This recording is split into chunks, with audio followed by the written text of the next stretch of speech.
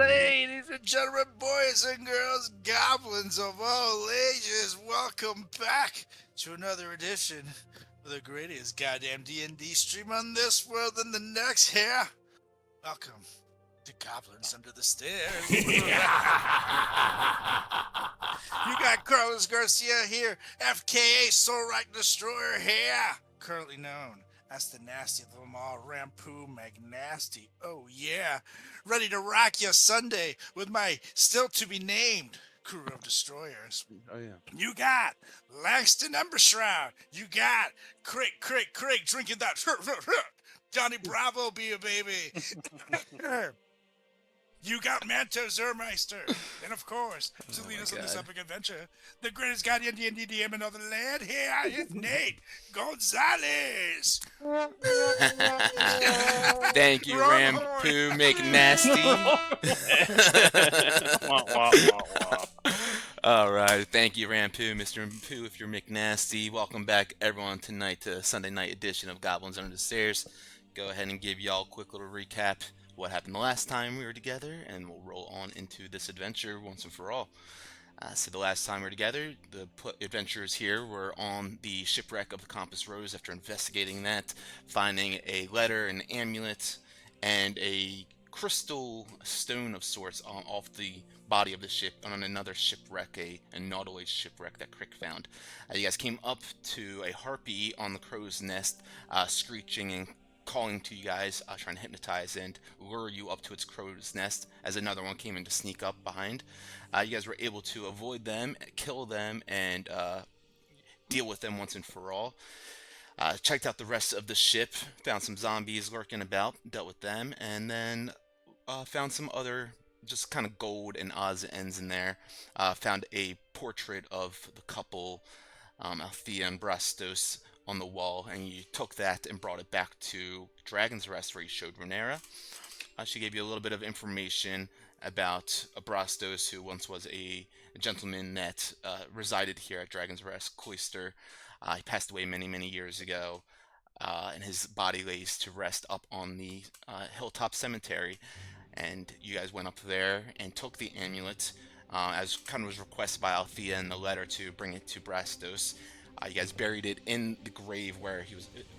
It was marked with his name, and with that, a heavy kind of fog began to envelop around the island, specifically over the northern shoal where the shipwreck of the Compass Rose was, completely obfuscating it from your guys' view, as you could hear like the wind give a sigh of relief with this.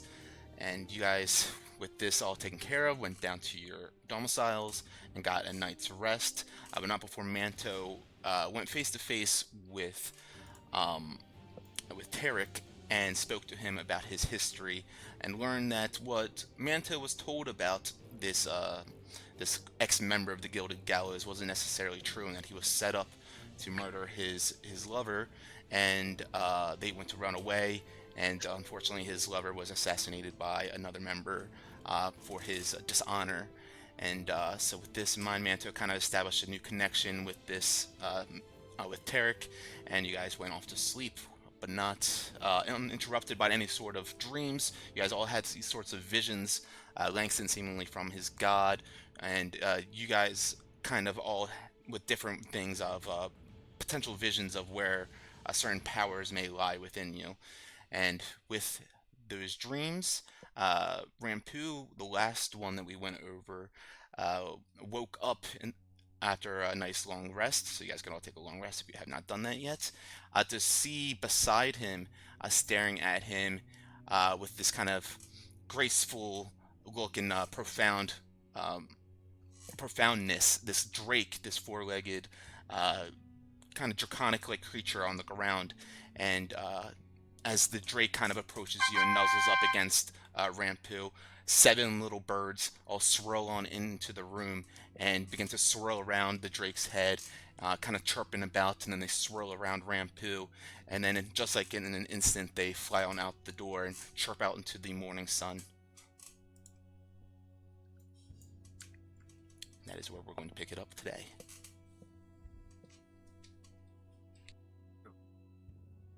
So, I'm like looking at my Drake. I'm just so excited that I don't know. It's almost like getting a brand new puppy, but it's a Drake. This is what I kind of always wish for. So I was like, I As just think of a good name for you. as the sun starts come back to you, to so. rise, I just kind of stand up from the steps where I kind of sat and somewhat kept guard for the entirety of the night. I mosey on into the room where myself and Rampu were resting. And as I walk in, I'm like, "Good morning!" Holy shit! And what I is just go, this? oh, it's a dragon! I'm just kidding. He's with me. The Drake kind of is like So, nuzzles up against you, Rampu, like puts his head up against your hand as it kind of dangles down, below your waist, and you can definitely sense like this forged bond between you guys, this connection. It's undeniable. I love him already. In fact, I'm gonna name him after one of the greatest warriors I know. He shall be Jake Anto? Oh. the Drake Roberts. Yeah. I just pet him. Love him. Well, Amazing. this is exciting news and quite frankly badass. Again, startled, top of the morning.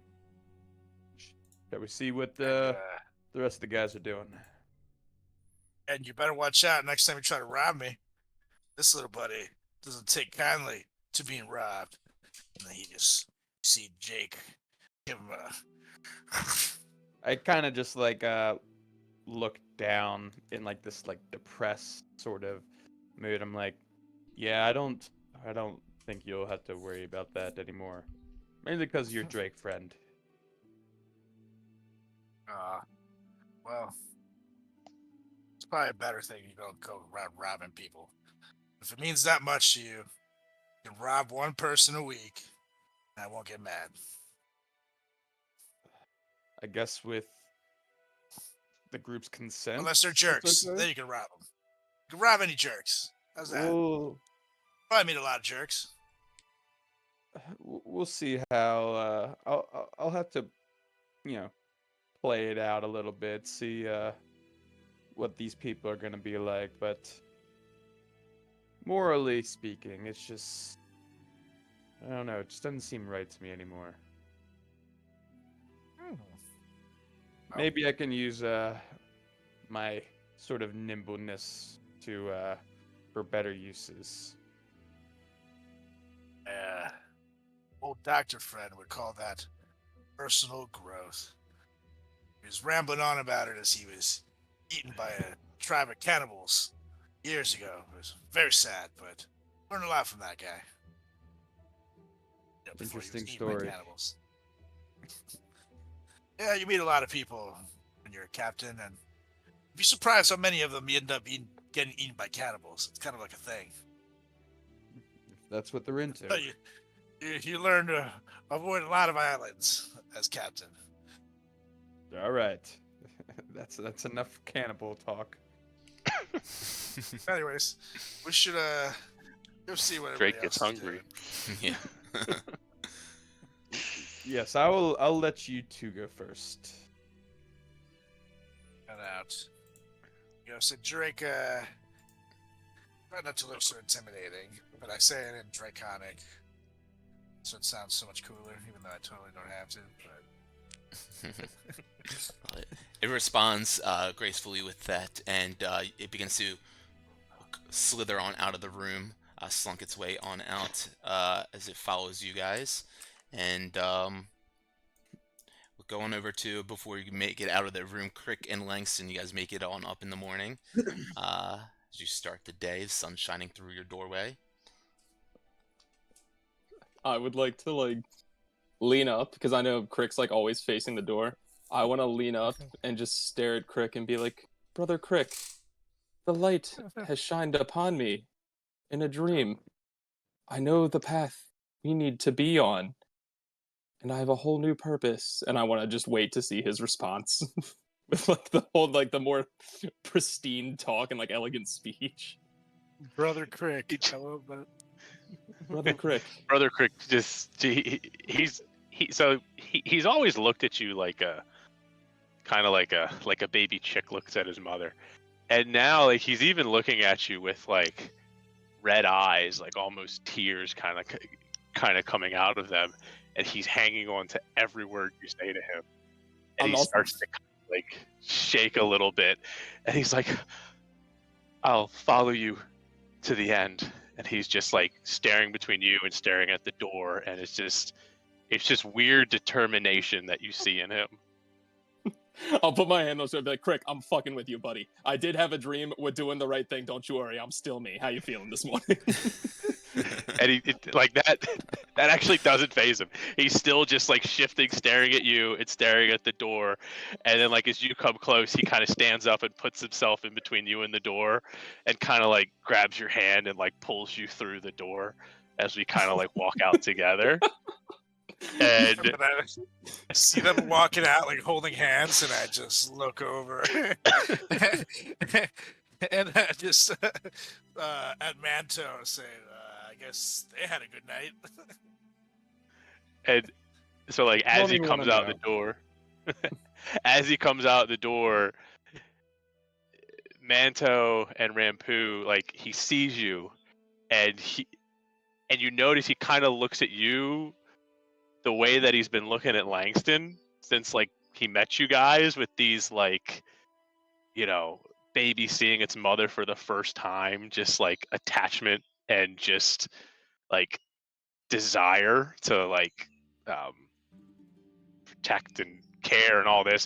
And then he turns over and he sees the dragon, and he pulls out his dagger and he like elbows Langston backwards and puts his shield up and just starts like walking like, towards whoa. it. And he's like, back up. Crick, what's the big Take out my holy sword, fuck, dragon? and I literally just like put a barrier on Crick while he's just like swings his little arms. No, Crick, this one, he's with me. He's with me. He's with us actually. He's gonna be traveling with us, doing badass things. Meet Jake. And Jake and Draconic. Be cool. Don't eat this one.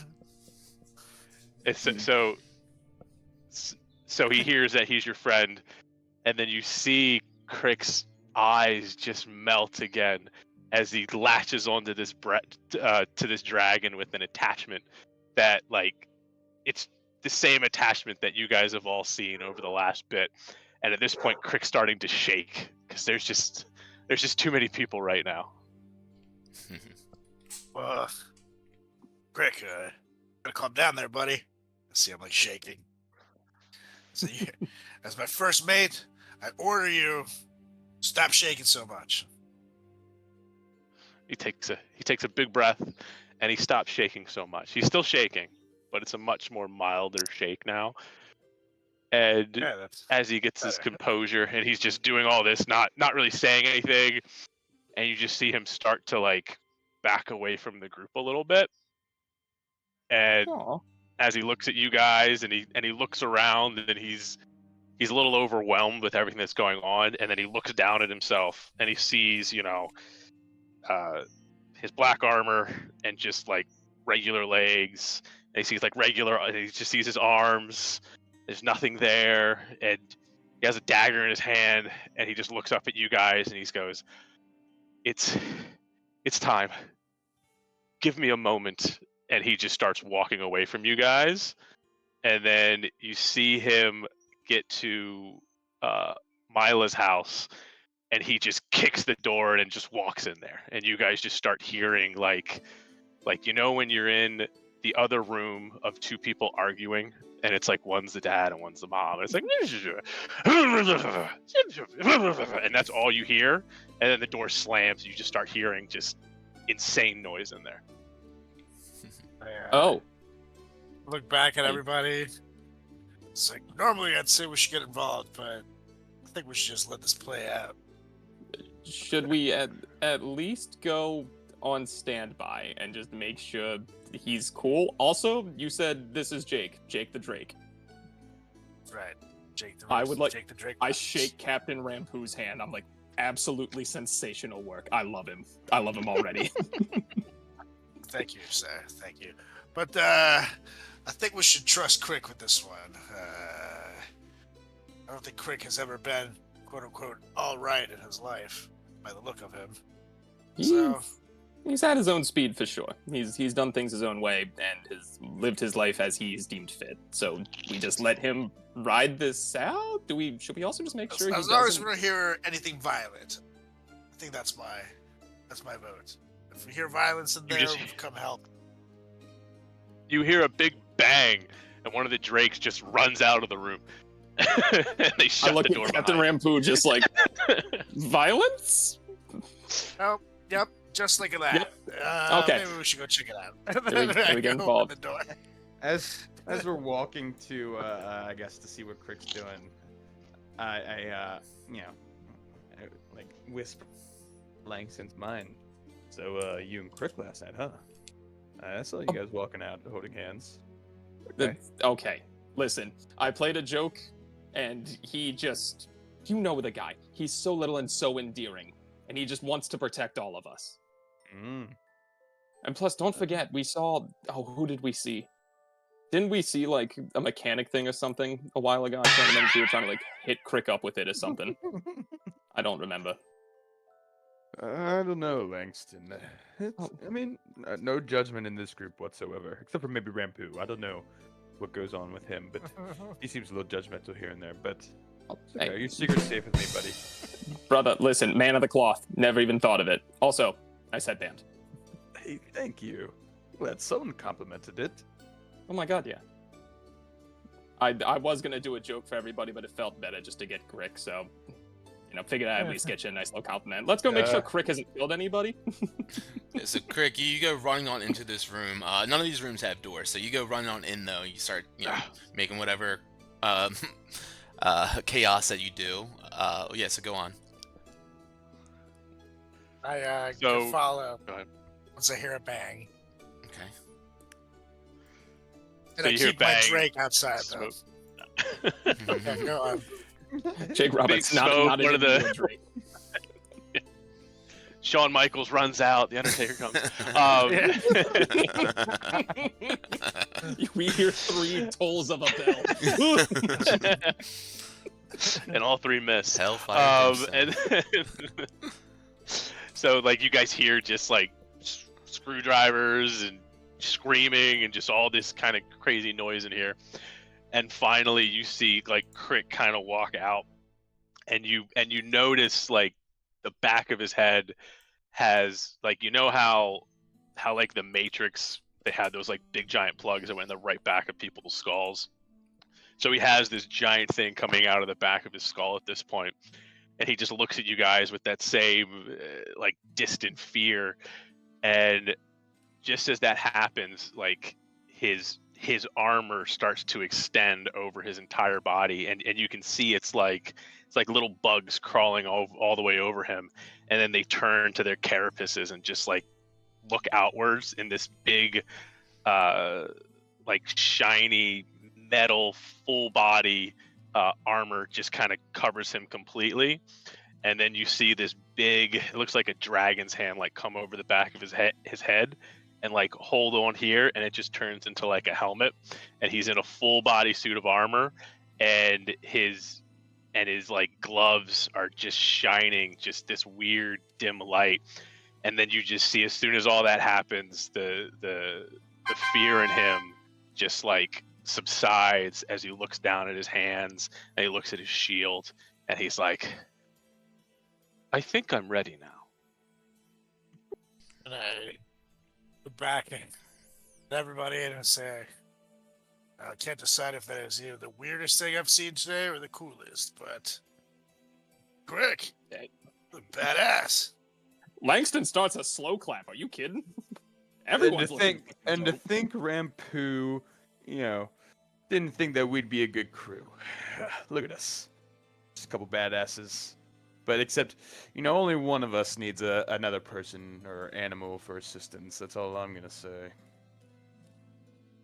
Well, maybe we go see if we can test this stuff out. Yeah. I'm like your style, so on Crick. board. I mean, look at this. Like, Captain Rampu, he got a pet Drake, Jake the Drake Roberts.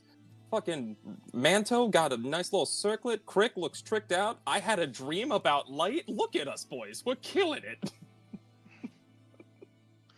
Solid 7 out of 10.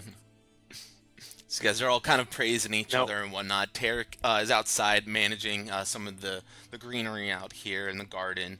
It's like, hey, you guys look like you got a little extra oomph in your steps today. Crick, some nice armor you got there. Thank you. As he kind of just looks nice and solid now and kind of stands up a little taller again. Says, I'm not sure what you guys were talking about with Runero last night, but she was up over at the temple, and she said she wanted to speak to you guys whenever you guys woke up in the morning to send you on up her way. So, whenever you guys are ready, get some food or whatever, talking to some of the kobolds around here, might want to go speak to her. Seemed like she had something important to talk to you about. Oh. First, food. Oh, of course. Of course. Should be plenty of stew up there for you guys. Help yourselves. Oh, heck yeah. Oh, Tarek, do you get any further with those ruby morals into potions? Thank you for reminding me. Yes, I did get a little bit more done, and he hands you over the rest of the healing potions that you guys would be getting, which I believe is 3 more? Correct me if I'm wrong. I think we had, let me see. Oh, shoot. You had... Gave us 3 before. You guys, Luke yeah, so Pyle! three more heart Yeah, we had caps. 3. So he gives you 3 more potions then. So still work on the Ruby Morels. Should have them hopefully tomorrow or by the next day. You are a gentleman and a scholar. Absolutely. So it gives you guys 3 more healing potions. So feel free to divvy those up however you please. Yeah. Okay. Stew is hot. To the kitchen. And so are you, Crick. Looking spicy. Damn. You see his butt waggle as he walks away. Yeah, I'll go ahead and drag you guys on up. Sexy Flanders. I love it. Sexy Flanders. Sexy Flanders, yes. Sexy Flanders.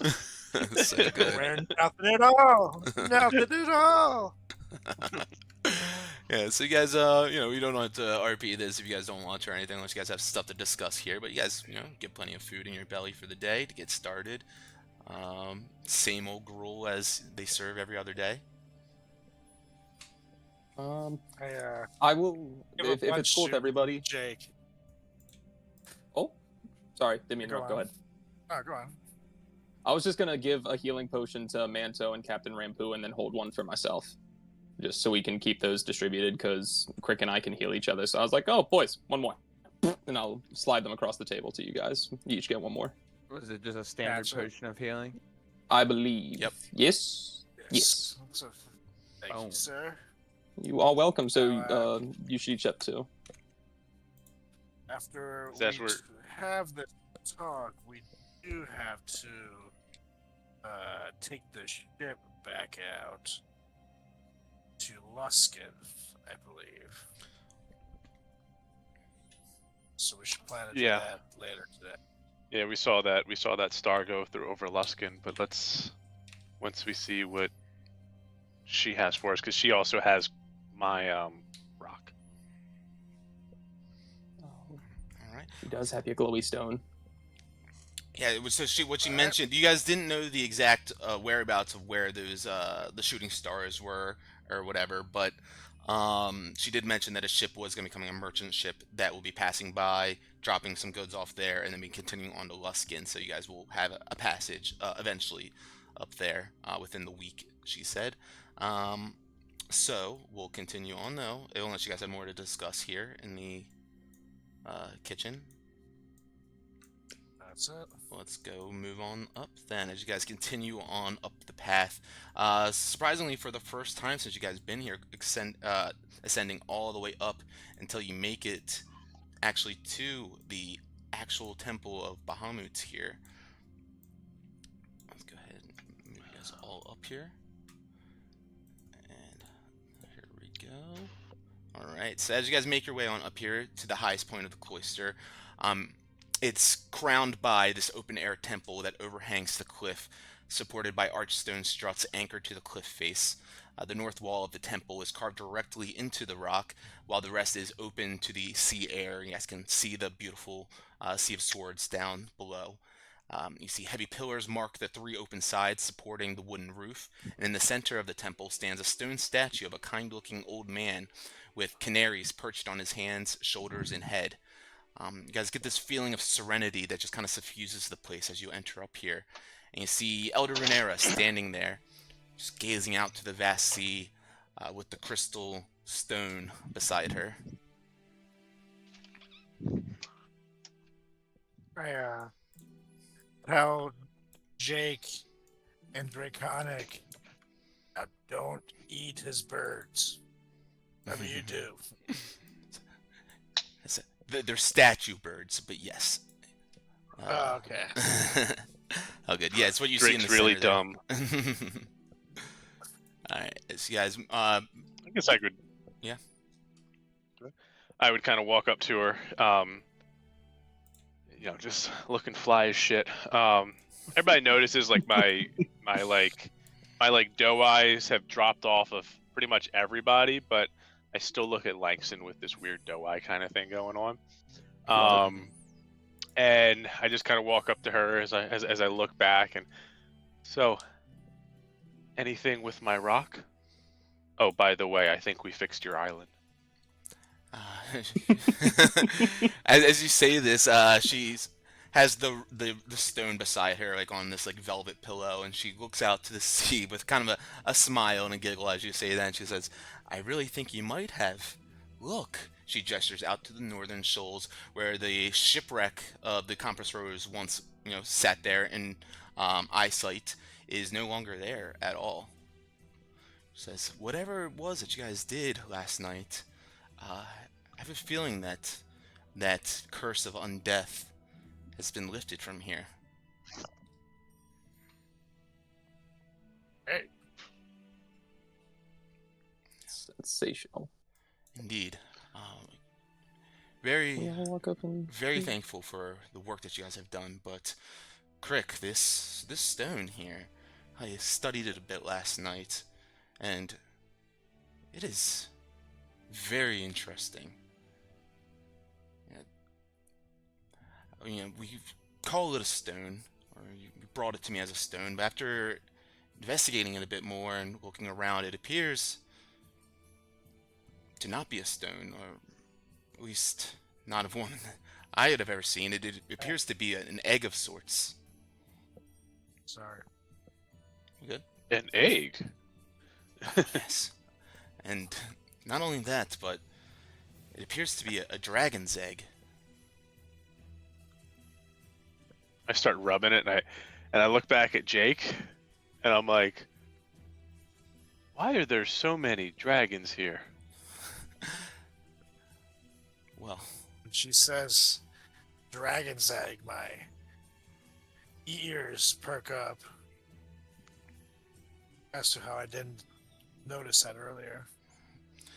well, it appears to be different from any sort of dragon egg that I've ever encountered or am familiar with. And she says, "Crick, put your hand up against it, gently." Very slowly, it's like doot doot doot. It stops exactly on it. She says, kind of like has you like sitting there for 5-10 seconds just feeling the egg. It appears to be alive, doesn't it? I definitely feel something in there. Yes. I have a feeling it'll be some time before it hatches. This egg seems to have been in some sort of like dormant state of sorts. Strange. I've never seen one like this, ever. Could we have woken it up? It was sitting in a special thing. I'm not quite sure. It seems you described the way that you came across it, almost like you're being beckoned to it. Yeah. I kind of notched my head to it. Why would a dragon call me? She kind of smiles. Well, I have something to show you. And with this flash of light, she kind of throws her soul over her head. And with this gilded flash of light in her stance, appears this massive bronze dragon in her place. This, you see, just like, bronze-colored scales gleaming down its body. It's kind of like a stroke of lightning. It appeared here. She says, "Now you see me as I truly am." She says as she tilts her head with an expression that might be a smile on her scaled face. She says, "And as you have discovered, this island has many, many old wounds. I'm afraid the cycle of violence is starting again. And I have one more favor to ask of you. Of all of you." Yeah. Langston's absolutely just like, holy fuck. Okay. Go ahead. And she begins to address you guys with this kind of somber yet determined gaze. And she says, "Well, I suppose I should start at the beginning. There's going to be a lore drop, so be ready, guys." All Get right, your then. pens! Oh, brother, I'm always ready. Come on. Listen well, because in the primordial days of our world's creation, there was Slow down. two dragon families came Just into rewind. existence. It's gonna be a long one, so be ready.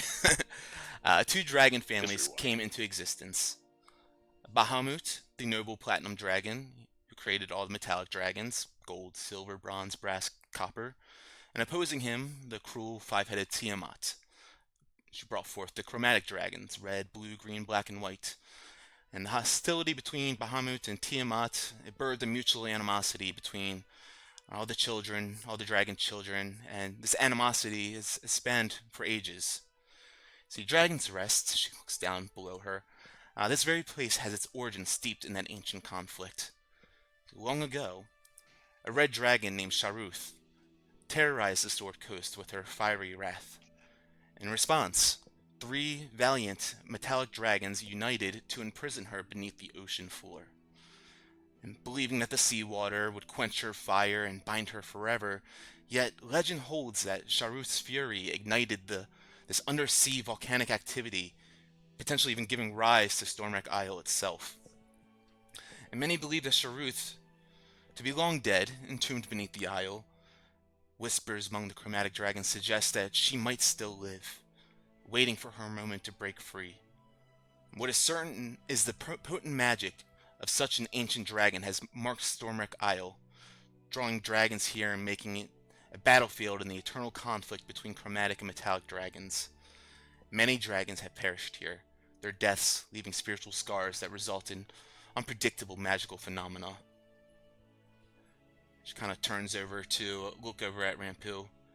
Perhaps even the storm that you guys ran into on your way here could be a result of such phenomena. You see, a century ago, a blue dragon sought to exploit this chaotic magic here, and I, Runera, pleaded with him to abandon his destructive plans. When he refused, I was forced to end his life, adding yet another grave to this island. The endless strife has wearied me, and the wounds of Stormwreck Isle serve as a constant reminder of its cost. In my pursuit of peace and reconciliation, I founded the Cloister of Dragon's Rest as a sanctuary from the violence. And here I live a life of peace, leading others in their quest for tranquility as well. She kind of stares at the sea now. Yet even now, in the ageless conflict between chromatic and metallic dragons, there threatens the serenity of Dragon's Rest. The delicate peace we have forged, it hangs by a thread, ever at risk of being torn asunder. In her expression, it grows more troubled as she continues on with this. You see, a few months ago, a bronze wormling named Adron came to our island. He studied with me here at Dragon's Rest, very eager to learn. However, about a week ago, or a week or so before your arrival, we had a heated argument, and he rejected my teachings of peace with his own anger and stormed away from the cloister. Now I fear that he has gone to the ancient observatory on the southeast side of the island, which is the final resting place of another dragon. I suspect some evil has arisen there, yet I dare not yet go myself, for my presence might reopen old wounds and rekindle past conflicts. And therefore I ask that you must go in my stead.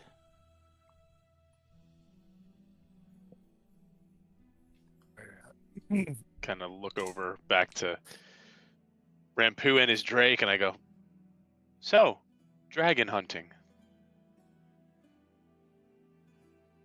Yeah. Look, think to myself about, I've lost all my men already. This is kind of worth the risk. Then I just think of the fact that if I'm gonna die, might as well be in some badass dragon story. So I just take a grin. And I look at the crew. So, well, I'm in. If you guys are. Captain, the only badass dragon story that's going to come out of this is the living legend of Rampu McNasty. You know damn well I'm in on this. Let's rock. I look Manto? over at Manto. Renera, you said a lot, I'll be honest, and you lost me at the first couple words, and I was just kind of staring at the temple. Where are we going? And I hope that's a character want choice, us to not kill player choice. well, Manto had a cramp in his hand, and Alright, go on. so I'm in, obviously, because 3/4 of the crew is already in, so I really don't have a choice. I could fuck up a dragon, but. And where are we going to see them again? The southeast part of the island, there's apparently a grave there where I believe, what is it, Adron Wormling is trying to do some shit. Adron, correct. Yes, there's an ancient observatory down there. That's what it was called. Yes, Right, and and it was I did mention it was the final resting place of another dragon, which is probably where you cross those wires. And do you know the name of this dragon? Does their name hold any meaning? Was this the blue dragon that has been ceased? Yes, it was a blue dragon that is the resting place there. The name, I don't think it actually gives a name. I'll get back to you on that. We'll call him Charles for the time being. Charles the Blue Dragon. Charles is a fine name. I'll be the racist dragon. You ever hear that song? Yeah. Oh, great. So he was causing chaos and he was Light of the racist, and he's Concord. double dead. Yeah. He's Hilarious. Incredible. Yeah, that sounds great, you guys. Adrian, yeah. Yep. Let's go fucking give him hell. Finally, Well, I guess. think we can get our answers here. Well, I'm not sure. Look, of course, if you need to give him hell, I won't hold that against you, but I urge you to go with peace and understanding and try to see if you can bring him back here. I know he stormed off with anger, but I'm assuming we can bring him back here and bring him back to the ways of peace. So what I'm getting at, Maybe- Rhaenyra, and correct me if I'm wrong, is that you're essentially trying to make amends with the chromatic dragons. Is that kind of what I'm getting at? Because this sort of tension has the potential to compromise the peace of Dragon's Rest. Is that kind of what I'm getting at? In a roundabout way, yes. I just really want to live a life of peace and urge others to live such a life as well. And urge that for chromatic dragons, even if they wish myself, a metallic dragon, dead. I wish peace amongst them. Sweet talking. I'm a bit of a schmoozer. But you will need this, and she pulls out a 3-inch long, 1-inch wide hexagonal prism made from moonstone. I give you this moonstone key. It's got on the end of it a dragon's head engraved on one end, and she says, you will need it to access the observatory. Please find Adron and just uncover what dark force stirs there. Our peace depends on it, and really, no harm to him would be the best case scenario. She looks over at Crick now, again, says, when you showed me the egg, I thought of the key. You see, they kind of have like a very kind of similar appearance to them, and I was keen to see what you would show me of yourselves. You see, I sense really no overt connection between the key and the egg here, but I do believe that there is a deeper connection at play in the grand cosmic scheme of things. I think you were meant to come here, and I think as you were meant to find the egg and claim the key, I sense that you're even meant for even greater things after this as well.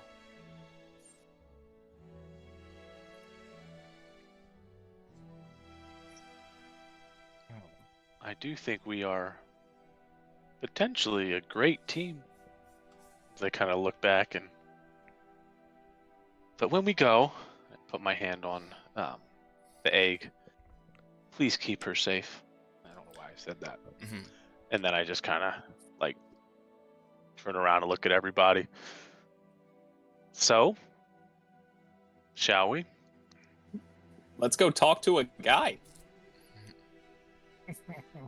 About a dragon. Let's do it. A wormling. Wormling. All right. I hate It worms. was a play on talk to a guy about a horse. And she gives you directions on how to get there, of course. Goes over. There's obviously, as you guys have learned, there's using the dinghy as a way to get around the island. Although I think taking the boat to get here would take you a bit longer, and then you would have to scale the cliff face and the basalt pillars that the observatory sits on. I think possibly going overland would be your best route, and should only take you about an hour and a half or so to travel there.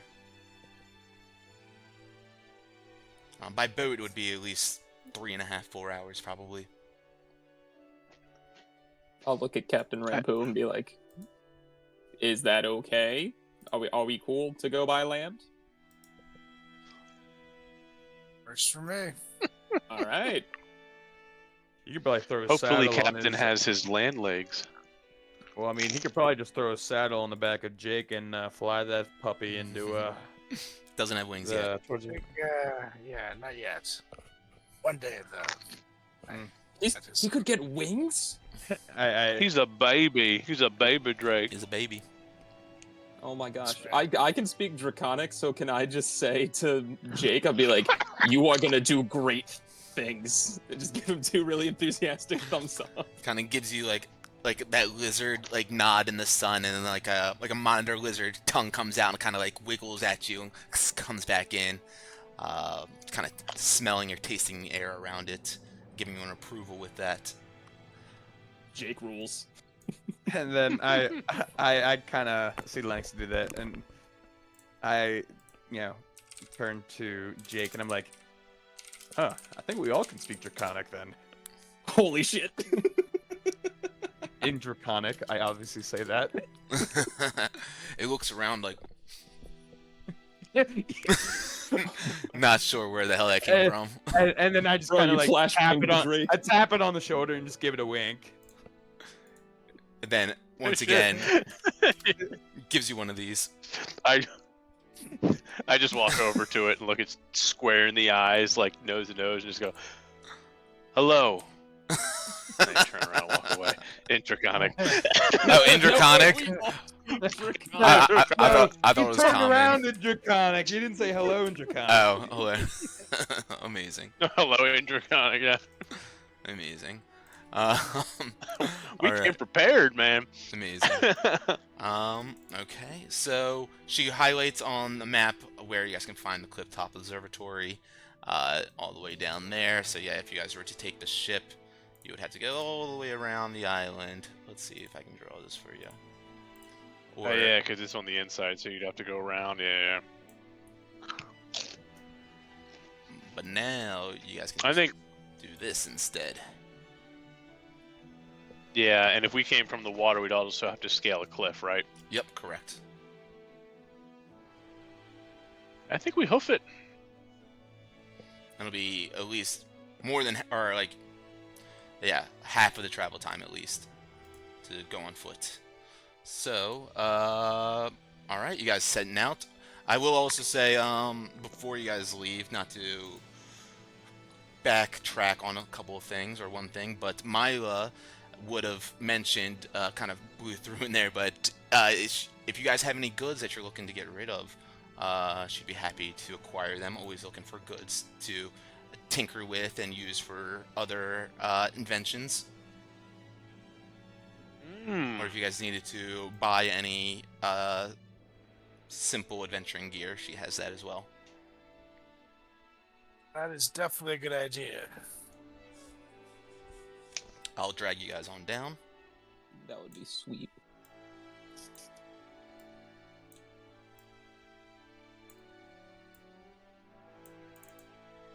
Alright. Yes, so she's in her shop. Goggles over her eyes. Got a couple of different magnifying lenses on the front of one side of them. You see her wings extended out, have like a metal clip going over the top of it where she kind of has mended part of her wing that was damaged. She told Crick about how her and her siblings got attacked by a blue worm, or some sturges rather. And yeah.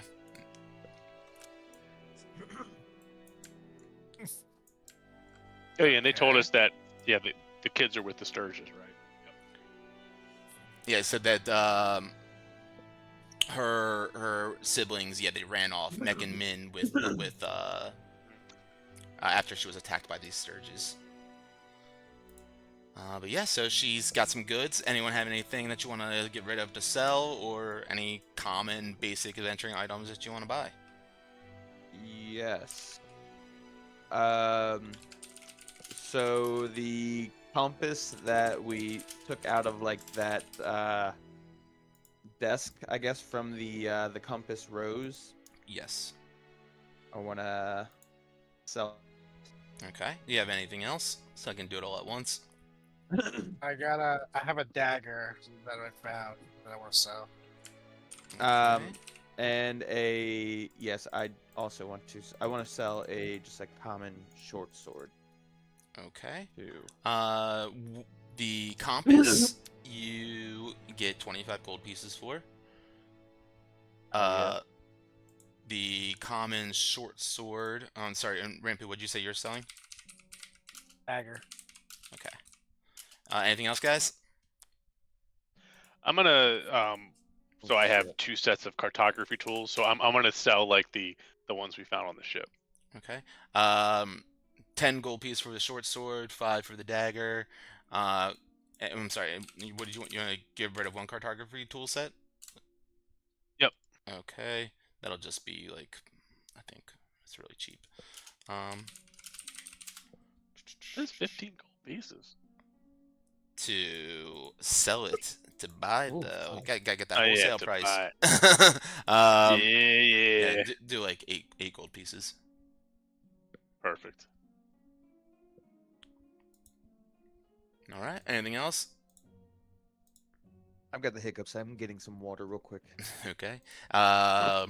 She has regular healing potions for 50 gold pieces, and then every other kind of adventuring gear, like the common stuff. Let me see if I can find a list of that. There we go.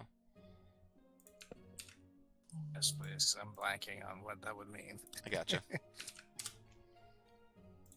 That's right there. Oh, Actually, I might have a price one too somewhere. Here we go. This one will be better for you guys probably. The one of the descriptions, but it has the prices, so you know.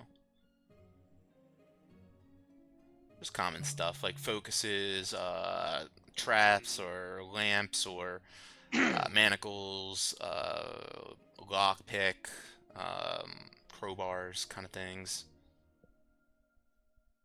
Water skins, tents, rope. So not like weaponry kind of deal, more of just like, Correct, yeah. you know, like, okay. Yeah, can I Just get kind of some potential. rope and a grappling hook just in case? Mm-hmm. Absolutely. Much. Can I buy a second healer's kit? Absolutely. Healer's kit will be 5 gold pieces. Can do. A rope, take a- 50 feet of hempen rope would be 1 gold piece. Silk is 10 gold pieces. And then you have I'll Pumping take a healing potion. cool. Healing is and a grappling 50. hook. And how much did I get for the dagger, by the way? 5. Sweet. So I'll give you 45. Okay. And also, Nate, for sake of housekeeping, Mhm. I'm just gonna start a new healer's kit. I still had some charges left, but because I still had one, so I'm just starting at 10 just to Okay. keep it clean and not worry about like what's left on one. Figured that'd just be easier because it's Okay. 5 gold pieces. Cool. There's also you can leave notes or like things on the items as well if you like customize them. Okay. I mean, it's just something that you can keep track of that way. Luke, did you want to buy any standard adventuring gear? Posted to links in the Discord. Give me a brief. Yeah, so Tommy, if Moment. you click customize, if you click the Yep. item, yeah, customize and add notes to that, so you can be like 3 uses left Yeah. in that note. I got 10. I got 10 on it now. We refreshed that shit. We good. Cool. Acid And, vial. Hell yeah. I'll also buy an acid vial. Cool. Yeah, so you guys can definitely both do that. 25 gold pieces each. Luke, were you Actually, saying I you already wanted had a one, Luke, rope, or so I didn't do that. Huh? were you saying you wanted one, Luke, or No. okay, you're just saying it. Yeah. Gotcha. Give you guys another 30 seconds That's- on this. What Yeah, what kind of book is that? It's, Maybe it says. Hold on. it's a book. A book might contain. Oh, it's ambiguous. Book. Mhm. 25 bucks. Yeah, it's literally like just like a book.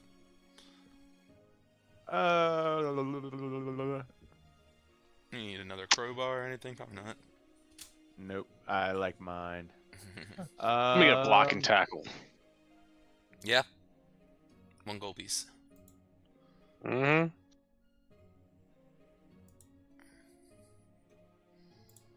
All right.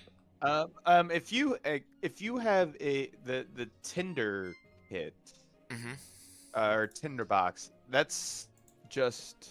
It's not like a sconce or anything like No, that, it's right? just a small container that holds flint, steel, and tinder. Usually dry cloth soaked in light oil, used to kindle a fire. Using it to light a torch or anything else takes an action. Okay. Nah, I think I'm good. Cool. All right, you guys grab all this gear, sell off some stuff, and begin hitting the road. Who wants to lead your guys' way there? I'll still do it. Okay. All right. Are you guys going at a fast pace, normal pace, or slow pace? We'll go at a normal pace. All right. Go ahead and roll a survival check with it, or add your proficiency bonus, please, as you guys begin your traveling. Ooh, I'm gonna lucky that. Okay. Oh, there we go. Oh, goddamn, it was almost 19. But So 15, right? proficiency bonus.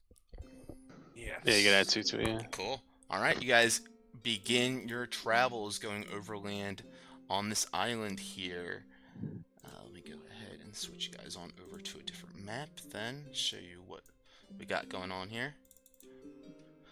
Alright, so you end up in this forest's land for, about 15 minutes, 20 minutes after you guys leave Dragon's Rest, venturing through and making your way down to the Hilltop Observatory. As you're going through this, the air is kind of thick with the scent of pine, and you can hear birds in the distance, and you continue on for 10-15 more minutes to this overgrown path. And in this area, Rampu, you notice that those birds that you could hear in the distance just about 10-15 minutes ago, they don't seem to be chirping over here at all. And that kind of catches your attention at first, and you begin to, with your ranger-like instincts, search around for any sort of other clues. And you find around here, just barely, it was a 15 you needed to hit, you find these large clawed tracks in the soft earth, suggesting maybe the presence of some other creature nearby, especially that you don't hear the birds anymore. It's unusually silent, as if other animals are keeping clear of this area.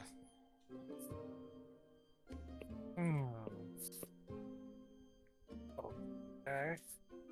I look at the crew and I take a knee. I, let them know there's definitely something here that we should watch out for, and something tells me it's big. Would I be able to tell if it's a beast? Because I have survival checks. I have advantage on survival checks to track favorite enemies. Yeah, so you look at these tracks, and they look almost beast-like, but there's definitely something more monstrous to the track that you see here. It's not your standard kind of, bear or deer or moose or wolf or anything like that. Yep, whatever this is, it's big, boys. Just keep your eyes peeled. And I keep on. As he was kind of describing everything that was that he had seen, I immediately switched to this really serious sort of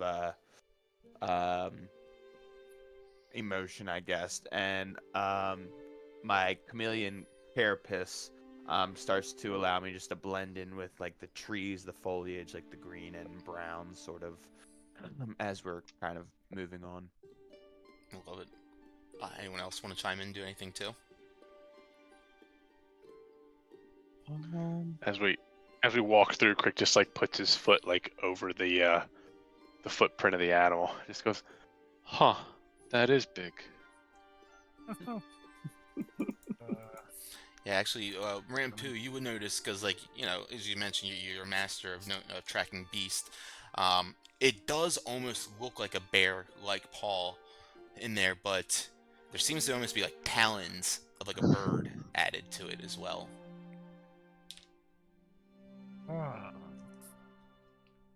Like a owl bear, perhaps? He said it. Why don't you roll a nature check with advantage for me? You can add your proficiency bonus to this as well. Just in nature. Yes, please. At 20. There you go. I know what it is. You don't notice the talon-like shape protruding off the kind of bear print at first, but as you take a step back and notice the grand size of this thing, you notice the indentations around it, talon kind of digging into the earth as well. Definitely is all one amalgamation of this, whatever this beast or this monstrosity is. And you're fairly certain you have seen this before at some point in time. This does indeed seem to be a footprint of an owlbear. I look back at the crew. Say, just as I thought. Got an owlbear, guys. Definitely keeping the eyes peeled. And I start seeing if I can, spot it somewhere. See if maybe has a nest. I don't know, something like that. I guess you would say this. Go ahead and make a perception check. You can go ahead and also add your proficiency bonus to this. Anyone else can feel free to chime in and help as well. I'd imagine you would all maybe be on edge right now. Mm-hmm. As Or you can I give guess we're Rampu doing help this- instead if you don't want to roll extra. But yes. Are there obviously we're in the woods. Are there bushes, anything like that? Yeah, so I would be kind of skulking. I would kind of veer off from the crew and be kind of skulking around bushes, trees, along with my carapace, just kind of trying to blend in and be as quiet and stealthy as possible. See if I can get any other angles for spotting an owlbear. Yeah, go for it. Go ahead and roll perception. And as you're doing that, go ahead and roll a stealth with advantage too. 22 perception, stealth with advantage. That is what your chameleon carapace gives you, right? Advantage. Yes, 25. Damn. 25, nice. Cool. It was 22 for the perception. Beautiful. Yeah, you're going around. Rampu looking one way. You snuck off and begin to skulk around the bushes and some of this shrubbery and looking for any sort of other signs. You hear a squishing sound beneath your foot as you look down. You see that your boot has stomped in some owlbear scat. This massive pile just sitting there. And you see bits of animal bones, a little bit of fur sitting in there.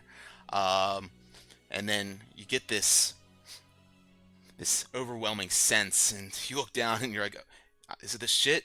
And you look up and you see about maybe 20 yards in front of you, behind one of these bushes, you see a massive owlbear lurking about. I'm going to go ahead and drag you right here, and only Manto can see this right now. So, as all this happens, I turn my neck back to the crew, and just obviously in their heads they hear, well, stepped in shit, owlbear shit. Oh, buddy. Some bones and fur, and right in front of me is an owlbear. So try and be quiet. But yeah, I would say start heading this way soon. He doesn't see me. Okay. So, go ahead. I was just gonna ask, can I ask anyone else who's clearly adverse in this? I'll be like, are owlbears something we should avoid, or something that we can kind of, drop on? How should we do this? I'd say, just goes. Yeah, go on. If we team up, Owls are we small. can take this thing. Right. Looking Craig. That's right, Craig. So, he's gonna. Kirk's gonna look at the tracks and is there more than one? Right? Is there multiple tracks? Is there one track? If you really look, you can definitely start to see more. But really, there's one distinguishable one that caught Rampu's attention immediately. Okay, but there's definitely more than one. Yeah, yeah. As we look at them, and I go, multiple owls, probably a few bears. Okay. You know what? Crick has never steered me wrong yet. Let's fucking go fight this thing. It can't be that big of a threat. Let's fucking go. I'm in. Let's do it. I was gonna say, with Rampu's nat 20 on the nature on him, I would know that they are hostile creatures. Certainly, very territorial. And I would say, they certainly can drop a big ol' bear patty, if you know what I'm saying. Yeah, that's a rough go, buddy. I am sorry. Manto, you see the owlbear beginning to stir and move around. Is it really just kind of staying in the same position, or is it kind of heading in my direction? You want to wait and find out? It's moving. It's kind of just moving about. It's you see it's getting closer in your guys' general direction. Doesn't seem to notice you quite yet, but it does seem to be getting closer and closer. All right, guys, it's heading in our direction. I repeat, heading in our direction. I'm still hiding. So you know, I do see an owlbear on the screen. That's fine. Yes. Okay, that's just let you know. Okay. Thank you. I whispered to Jake to hide behind the tree, and I also go hide over there to try to get a cover. And I look at the owlbear, and as soon as I get a look on it, I'm going to put my hunter's mark on it. Okay, go ahead and roll a stealth check for me, please, as you make your way over there and you cast your hunter's mark. And it's 60 feet range on hunter's mark. Cool, he's right in range. Oof, a 9. Okay. Do you get anything for your terrain with the stealth? I can't remember. I don't think so. I think it's just intelligence or wisdom. Can't remember. Let me see. Where would I see that? It would be on the ability for your favorite terrain. I'll go ahead and look it up real quick. I think it's just your, let's see, or natural explorer. Yeah, it's intelligence wisdom checks. All right. Yeah, I don't see anything about stealth in there. Oh, you can move stealthy at a normal pace. Okay, so just at a normal pace, that makes sense. Alright, as you begin to go over to these bushes and get in your position, you step on a twig, breaking underneath your foot. Manto, you notice the owlbear's head turn and jerk over in that direction. Begins to sniff about, and you see it slowly begin to skulk over to the north. It's coming your way, guys. Did my hunter's mark successfully cast? Yeah, you can cast the hunter's mark. Okay, I cast that on it. And then I'm going to signal over to the guys to go around the other way. I'm like, go that way, as it comes over to me, so they can get the drop on it. And so I am waiting for. So I'm like eyeing up the owlbear, and I have an attack ready for when I see he's noticed like one of our crew members, if that's allowed. Yeah, sure. So yeah, you stealthed. You definitely are hidden from him right now, but he seems to be noticing something up to the north. Certainly, Crick and Langston, that you guys are moving around down to the south towards Manto. I will need stealth checks from the both of you as well, if that's the case. That is a bummer. Okay. I'm just rolling 2 stealth. Okay, your boy got a 12. Can I say that as and an 8 because I've rolled disadvantage. Can I say that like when I'm going down, right before the first kind of move happens, like Langston would notice this like pressure kind of hit him as everything on Crick's armor just kind of pulses real quick, and I pop a defense matrix before we move. Oh, awesome. So does it give him? Yeah, cool. Yeah, that gives him. Other way. What's it give him? 2 hit points. 3 hit points. It'll give me 3 extra 3 hit temp points. Oh, 3 temp, right? Gentleman and 3 a scholar. So temporary hit And points. then, oh yeah, you guys gave me the boot, so now I'm a flat stealth roll. Just 14. 14, okay. And that was an 8 with the By disadvantage. the way, it says that while tracking creatures, I learned the exact number, size, and how long ago they passed through the area. Would I be able to tell if there's any more owlbears around right now? Based on that? And now 20 earlier? Yeah, so you don't sense any others around here. Yep. Excellent. All right, but as it's comes out of this bush now, going up towards the north and clawing into the ground, you see the impressing into the earth with each step with its massive weight and size. It's sensing something up to the north. Doesn't exactly quite see it, but as you guys are running around, as it's making its way up there, Langston's armor clanking all about. It once again whips its head over in that direction. Manto, you see it whip its head over in this direction now, and I'd imagine that you know that the element of surprise has left, Yes. but you are still Yep. hidden. So if you want to get off a Wait, hit, Yeah. I was gonna say, can I get off a shot when it turns its head away from me? Because that would be exactly what I would be waiting for. go ahead and roll. Yeah, I'll allow that. Go ahead, Mantone and Rampu. You guys can both get off a quick shot then, and everyone else. We're gonna roll initiative in just a second, but let's go ahead and do that real quick. Yeah. So for me, 19. Okay, that hits. I'll let Rampu do his thing first. And that's this plus my hunter's mark, which I think is a D6. Correct. Yerp.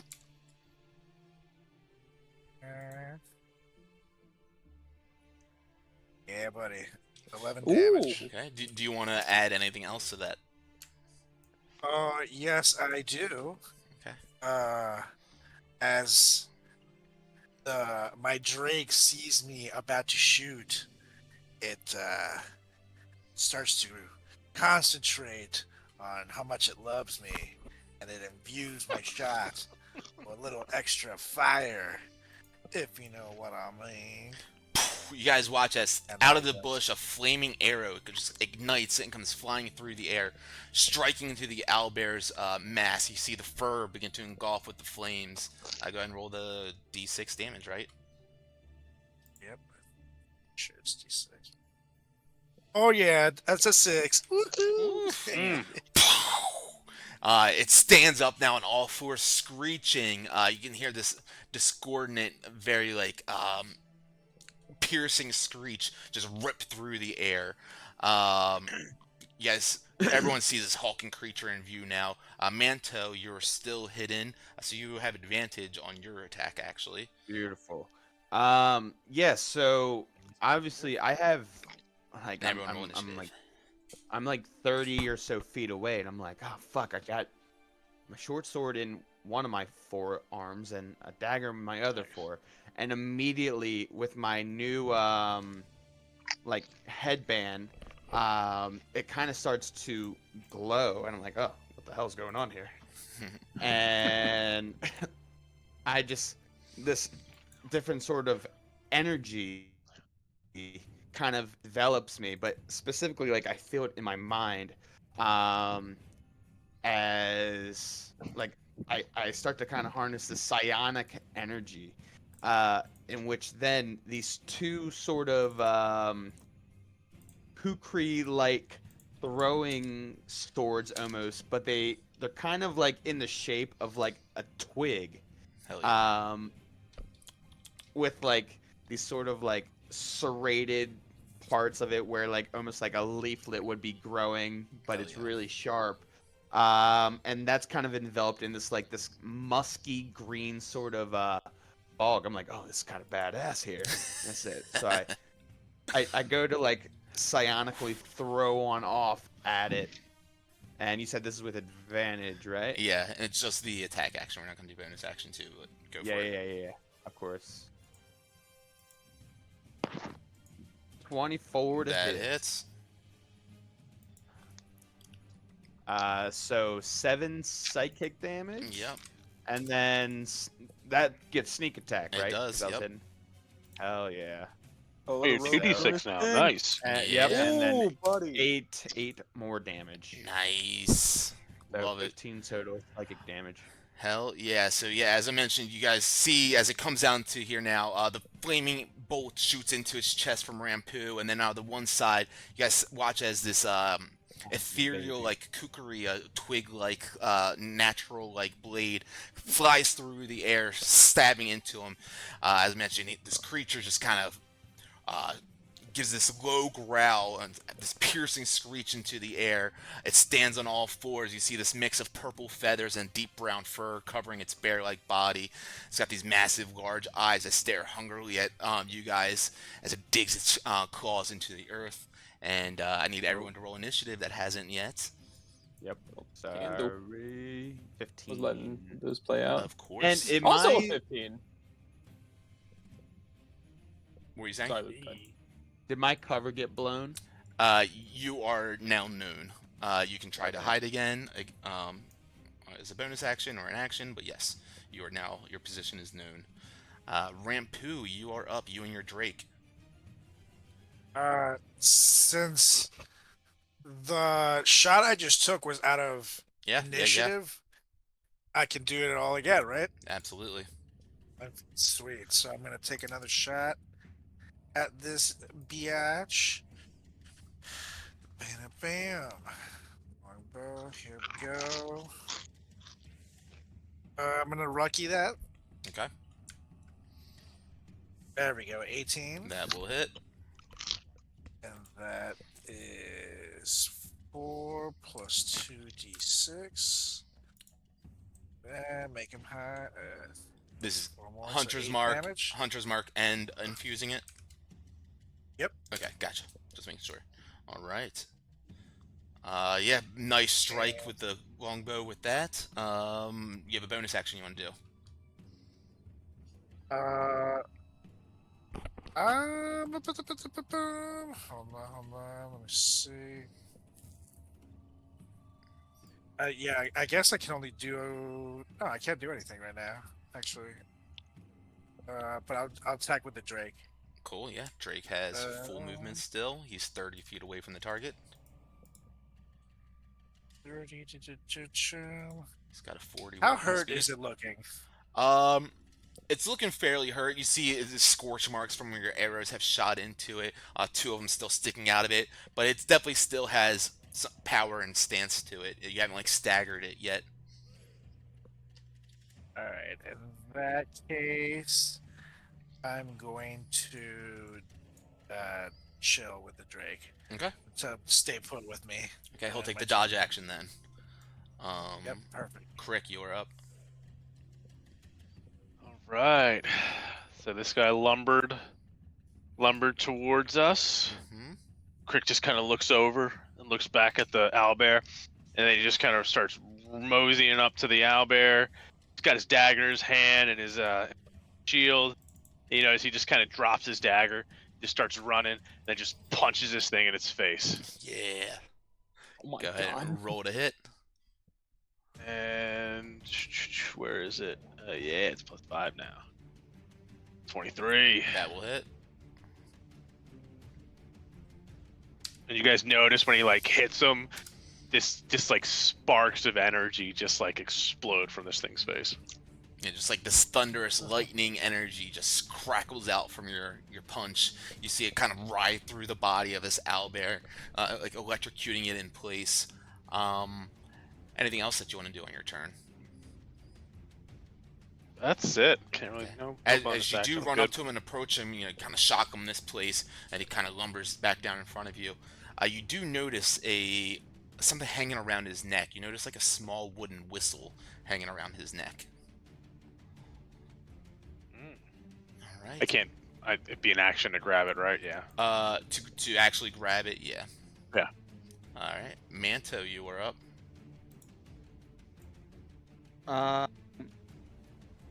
Hold on. All right. Cool. Yeah. Since Crick is right there, I will again do the same thing.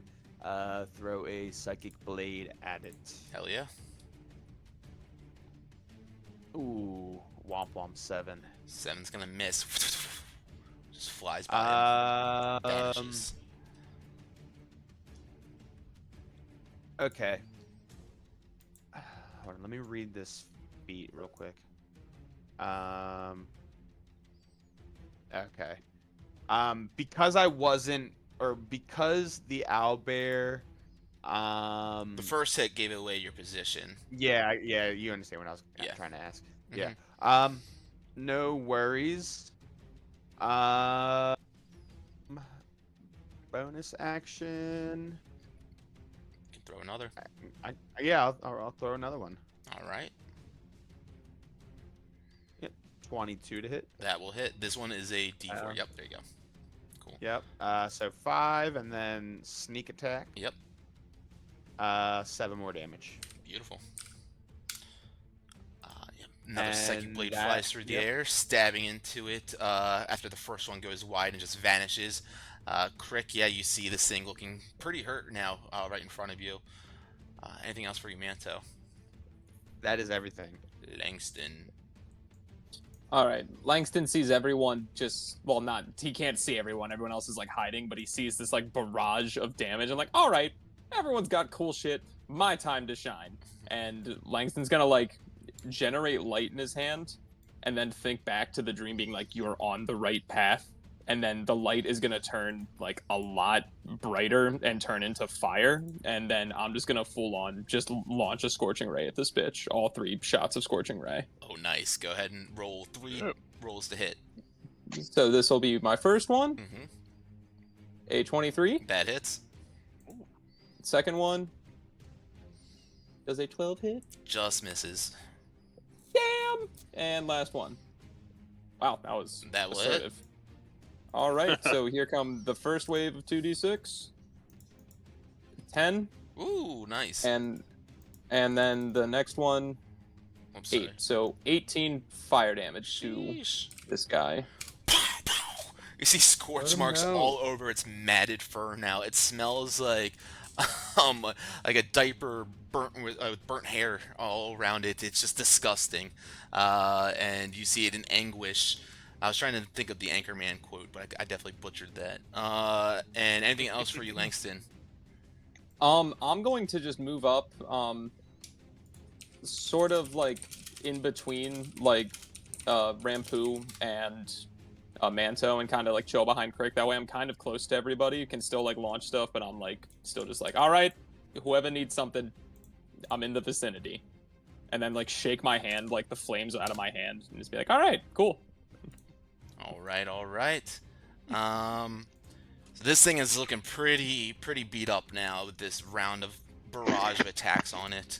It stands up on its 2 legs, hulking over Crick's tiny form, and it beats its chest a few times. You can feel its might and strength, and it looks down at you, Crick, and with its claws, it just begins to just slash down at you with all of its might.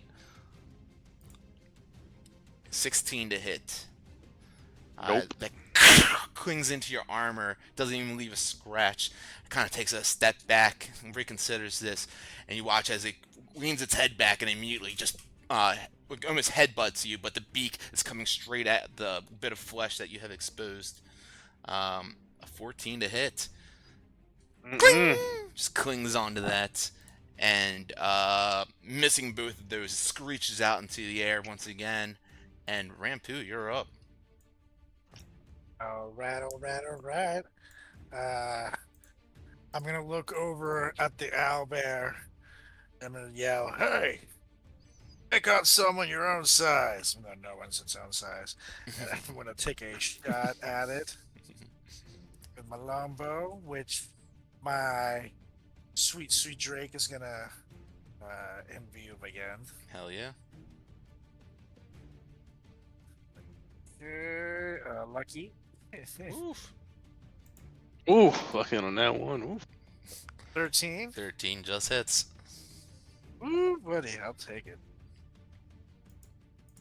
Oh, nice. It's gonna be good damage. This plus 2d6. Oh, yeah, 17 damage. Strike it with another arrow, flaming into its furry matted chest now, and this thing is just kind of spinning around in front of Crick. It looks like it's literally on its last leg. I'm gonna send my Drake. I said, finish him. Save the little one. And my Drake's gonna come on up. Bam. Crick, do you And get the he's 10 gonna take HP the too for bite. your ability? It's just Crick. Oh, I thought you gave Langston it to... shouldn't. Okay, I thought you gave it to Oh Langston. no, it was me. Oh No, shit, my it's fault. I just thought you said you cast a defensive matrix. My fault. Let me take that away. Yeah. No, I thought it's it just was it's just too. always on me. Gotcha. So sorry Yeah, about go ahead and that. roll to hit I'm with gonna your Drake. bite 'em. Sorry. Yeah. I just saw that. I was like, hey, got a couple guys with My bad. HP over. 18 hits. 18. Yeah. And that rolled on its own. Yes. You can. Yeah. So 3 damage. Okay. He is bites into his ankle, and it's like locked onto the back of it. You watch as it rips out the tendon in the back of it, and the owlbear just falls down to one knee now. It is on its last leg, literally now. Yell over to Crick. Finish him! Then I'll end my turn. All right. 11. Hold on, wait. The owlbear comes down, and let's do another. Let's add a D4 to it. Does 13 hit? 13 is exactly what you need. Oh, the head comes down, and Crick just like remembers the last time he was on a ship, and a guy fell from the sky, and he just did like one of these, like just uppercut straight to the sky, and his fist goes like in the bottom of the owlbear's jaw, halfway in his head, and then electricity just explodes the owlbear's head. Yeah, you didn't even roll damage. You killed it. It had literally 1 health. But Yeah, there you go. I had 4 health. Nice. Yeah. Badass description for a 1 on the damage roll, but nonetheless, Yeah, baby. the Yeah, uppercut baby. of doom from Crick just annihilates this owlbear. You hear its beak just like unhinge as you smack into it. You see the lightning, the electrical energy pulsing through its body. It lies down on the ground, convulsing, twitching all about until finally the last few electrical impulses just leave it twitching for a quick second and then still. And this owlbear is dead. Crick just hit a Shoryuken on this thing. Oh my god. It's Guile. Exactly. Flash kicked the shit out of it. So with this As it falls, Crick's like looking over his head, and he's just got. Do we think there's more? Oh. There are not at the moment. For their sake, I hope not. Rats. Anyone have something that can clean my shoe off? It's just like flies are now swarming the slowly drying shit on my foot. I cast mending on the shoe. It does nothing, but I'm just like, yeah, for sure, I got you, buddy. And I'm just like, maybe. Maybe. Kind of like I like go up to like the fur of the owlbear, and I just kind of like, ugh. Just try to get its shit off on its fur. Yeah. Hey, good work, everyone. All Even you, right. Jake. You Well- almost had your first kill. Jake kind of snaps his head at you and gives you like squints his eyes like, you just wait. He's a good boy. And I like rub his head. So you're a good baby. Look at you. Oh my god. Burps up a little bit of Yeah. smoke from its mouth. Now, Crick just looks at him and goes, 1 for Crick. So we're doing this. Yeah, right. Just remember that first battle we had. No, he only says that to the dragon. He doesn't say that to anybody else. Well, we should keep moving before others decide to join this battle. Absolutely. Off we go. Just want to say, everyone, hell of a good job. My god. Y'all have gotten powerful. This was indeed Yes. neat. Crick There's can no create time to lightning tell with his battle. fists. Captain's got fire Oh. arrows. Mantis can throw shit now, and it's psychic. And Good step work, in it. everybody. And step in it. Oh, fuck you. That gonzo humor. All right. right. Rampu continues to lead you guys on to the southeast after leaving here. And it only takes you guys about another 30-45 minutes of travel. Nothing too extravagant or strenuous until you guys make your way. Bum-ba-da-dum. Let's see. As you clamber over this rocky ground of Stormwreck Isle, you guys begin to spot the strange twisted protrusions of glassy crystal jutting from the earth. The vegetation in this area bears reddish branching scars that form similar shapes. Suddenly, you hear a screeching roar and notice a winged glittering blue shape swooping overhead. You guys get a glimpse in the distance of it's just a blue figure. Can I tell if it's a dragon? You guys are all staring at it with intent, and it gets closer and closer, but not quite within range. It doesn't seem to notice you guys off. It rests on a rocky spire off the coast, and you notice that, yes, this is indeed a blue dragon wormling.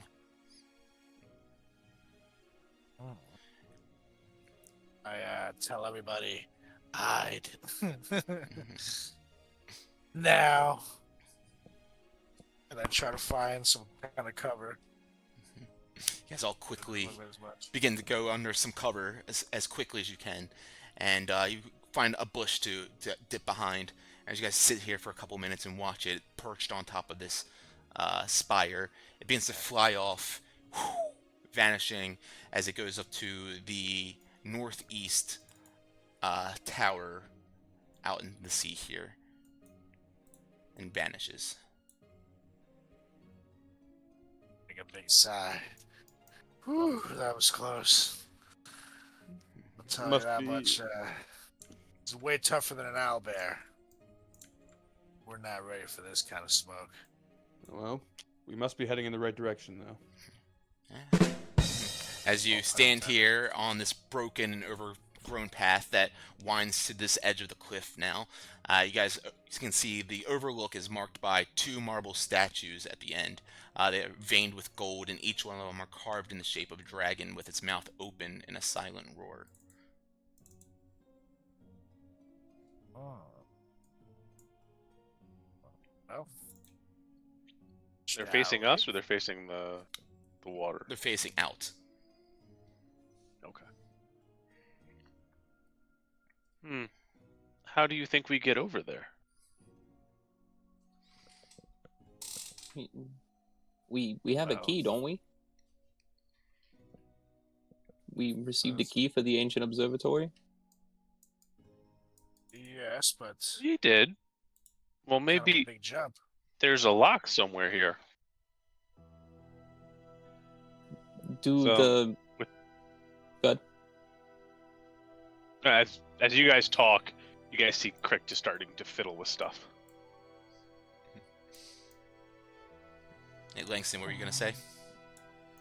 So the statues have their mouths open, like they're like kind of roaring, if you will. Do they have like any indication of like any like elemental properties or anything aligned with them from what I can see?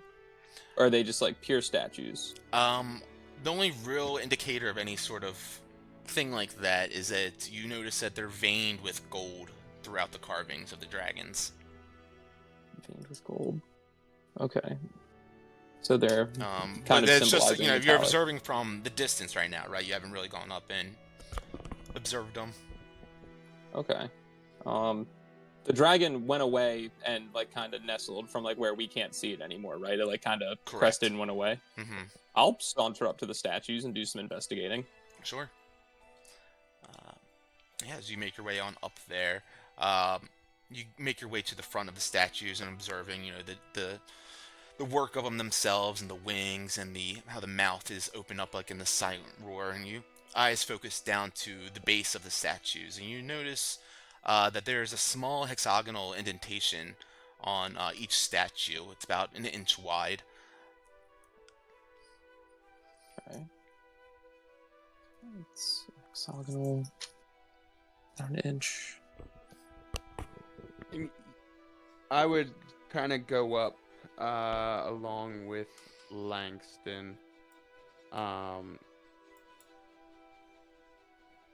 And I would see that he kind of notices that, and I'm like, "You think the key fits in that?" I think it might, because the. Go ahead. I wasn't talking. I think it might, because the key was like, it was like a hexagon, right? But are they? They're in both, right, Nate? Correct. Each one? Yeah, you see an indentation in each one. But we only have one key, right?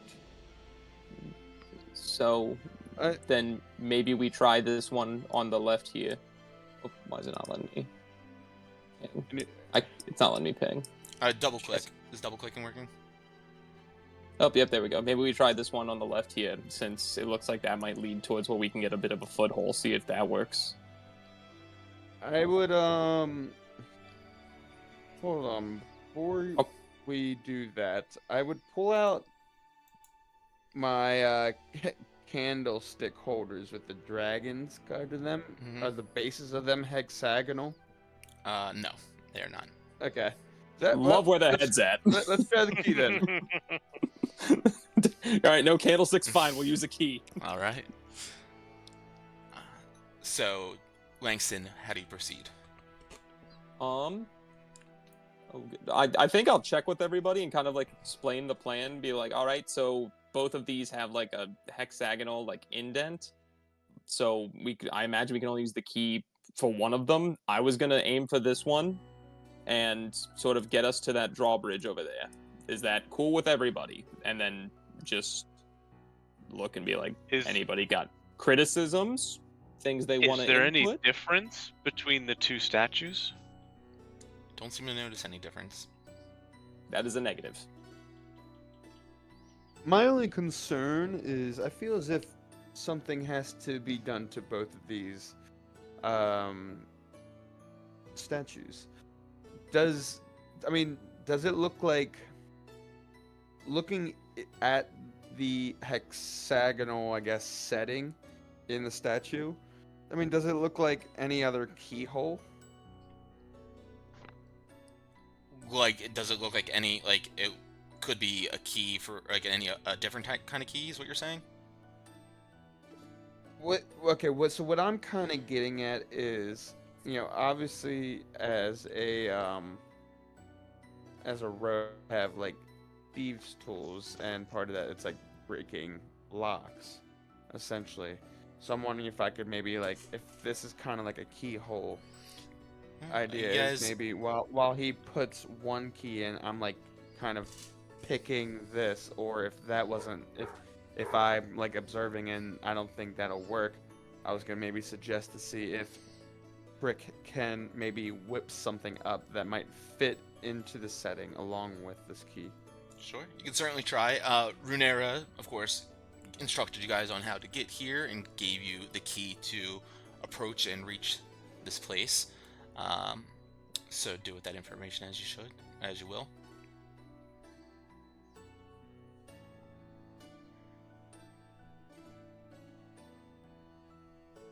All right. I would say try the key and see what happens.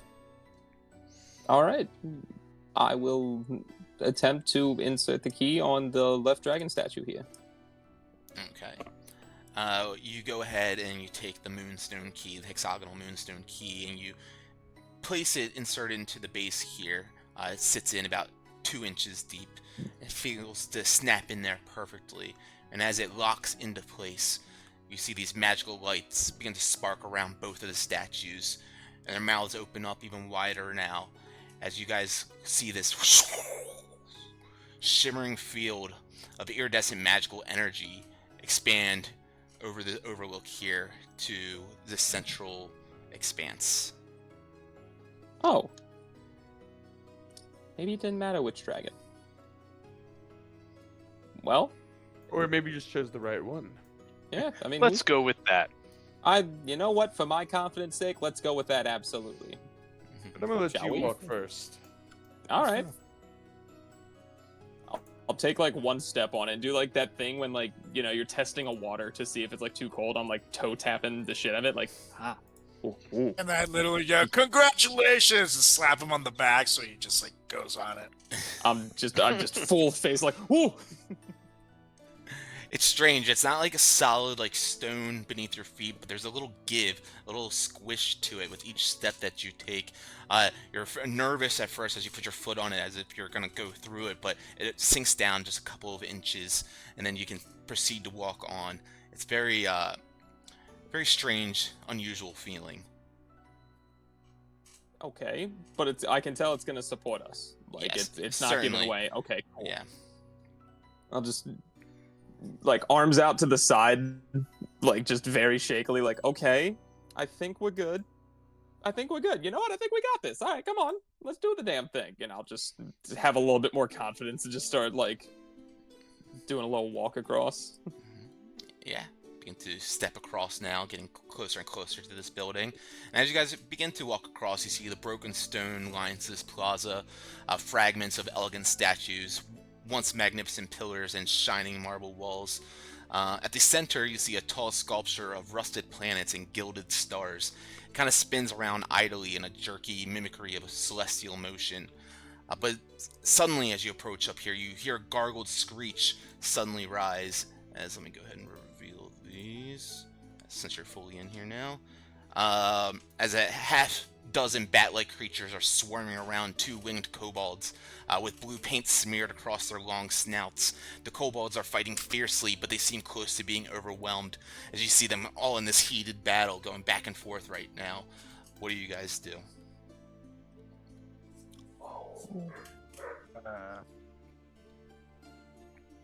Can I I? try to get a better angle because I can't really see him that well from where I'm at. Let's see. Oh, yeah. Yeah. Get on in here. Yeah, you can see them now, right? Yeah, buddy. All right. Hold on, I left my drink. Though I gotta come back and get him. I'll grab them. So- I'll grab them. They're being swarmed by these bat-like things, right? Yeah, these two kobolds are. But the kobolds you see, gonna- they have blue paint smeared across their long snouts. Can I'm gonna take a shot. I'm gonna move over here to the right and take a shot at one of the bat things. Okay. We go- Guys, you guys just hear Crick in the background as I was going, "Hey, do you guys know Mila?" As they're just getting their asses handed to them. Yeah, you see them swinging around trying to bat down these sturges with like a little dagger, and another one's got like a rock, just tossing it up and picking another piece of gravel off the ground and tossing it up at them, trying to knock them out of the air. Yeah, you guys approach in here and they seem distracted in the heat of this battle. I'll let each one of you guys do something if you want to right now. Yeah, take a shot at Psychic the closest blade. one. Okay, we'll do this blue one. Yep. Go ahead and roll to hit. Rampu. Manto, yours hits. Whoever you're going Actually, for. I'm gonna do my breath weapon. Never Yeah, mind, I I'm would gonna do. my breath I would do this one. Okay. Yep. So I'll do my Your breath weapon. breath let's go weapon. We ahead. get those two, I believe. How long is it again? I think it's 30 feet. Sorry, I just closed it. Okay, let me just- 30 feet. 30-foot line. So just make sure that, because you don't want That was to potentially hit some good folk. You'd have to get all the way against the back wall. You should be fine. All right. So 3 damage. We'll say that you got this pink one, Manto. 9 damage. 9 damage. Okay, great. Yeah. Regardless, you kill it. Oh yeah. Rampu, that's 10 damage. Let me roll dex saves for them. What's it? It's a 13 I have to beat. Yes. 15 and 7. Do they take half damage? Yep. Alright, they both die. Yay! Zapped by this lightning energy. As the kobolds look around, they see these 3 just drop. Crick comes running up.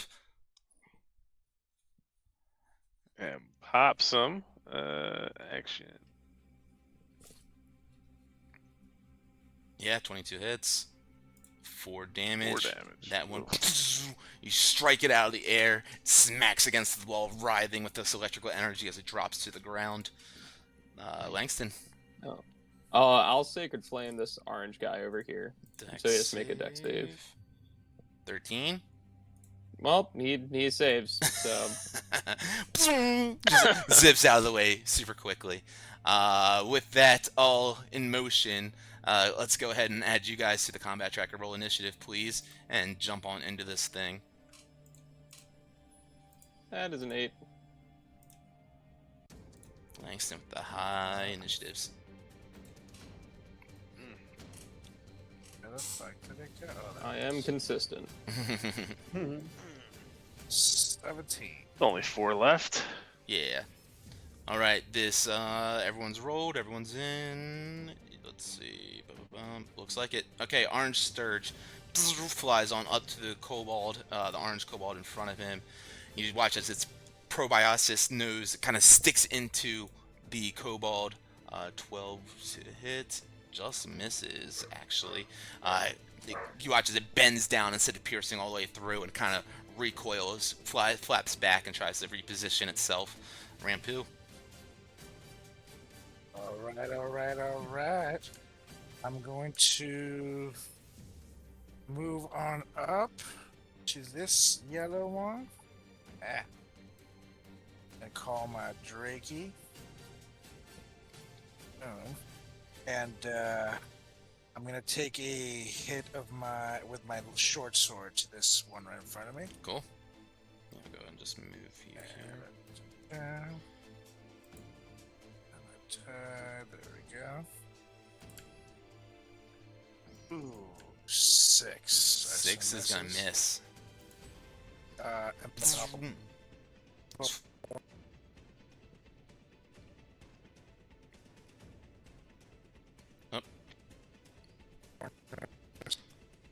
Breaking up a little bit, but I see the short sword coming in. There we go. 11's gonna miss as well. Just kind of flies out of the way super quickly. Small target, hard to hit. Anything for your Drake? God damn it. Yeah, the bite action. Sorry, yeah, you're breaking up a lot, but we're getting there.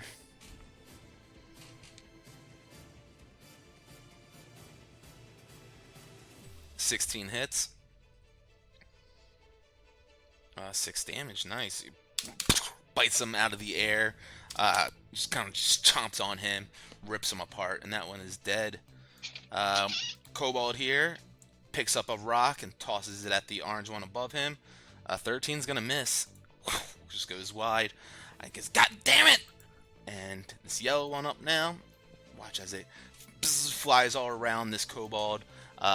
And it nose dives in, trying to pierce its nose into his flesh. A 19 will hit. He does 6 damage. And you watch as it's stuck onto his flesh now. This Sturge, and it looks like he's sucking the blood out of the kobold as the kobold's trying to wail on him, get him off of him.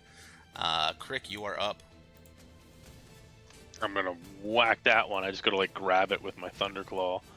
13. 13's gonna miss. Ooh, that miss. All right. I'm just very upset. Manto, you're up. Hell yes.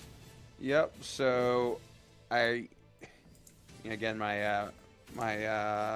headband kind of just starts to glow, and I create these little like inanimate psychic blades right in front of me.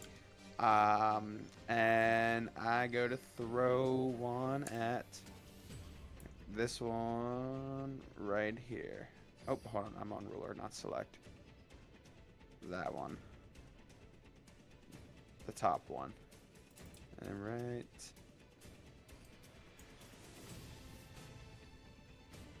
Oh, sorry, dude. Oh yeah, well he's dead. Nat 20. Blade just goes flying through the air. It's stuck onto this kobold, sucking its blood. And as you throw the blade through the air, it severs right at the neck, and the body limps off as the needle nose is still stuck into his shoulder. The kobold now rips it off and throws it onto the ground. But that thing is destroyed. Bonus action.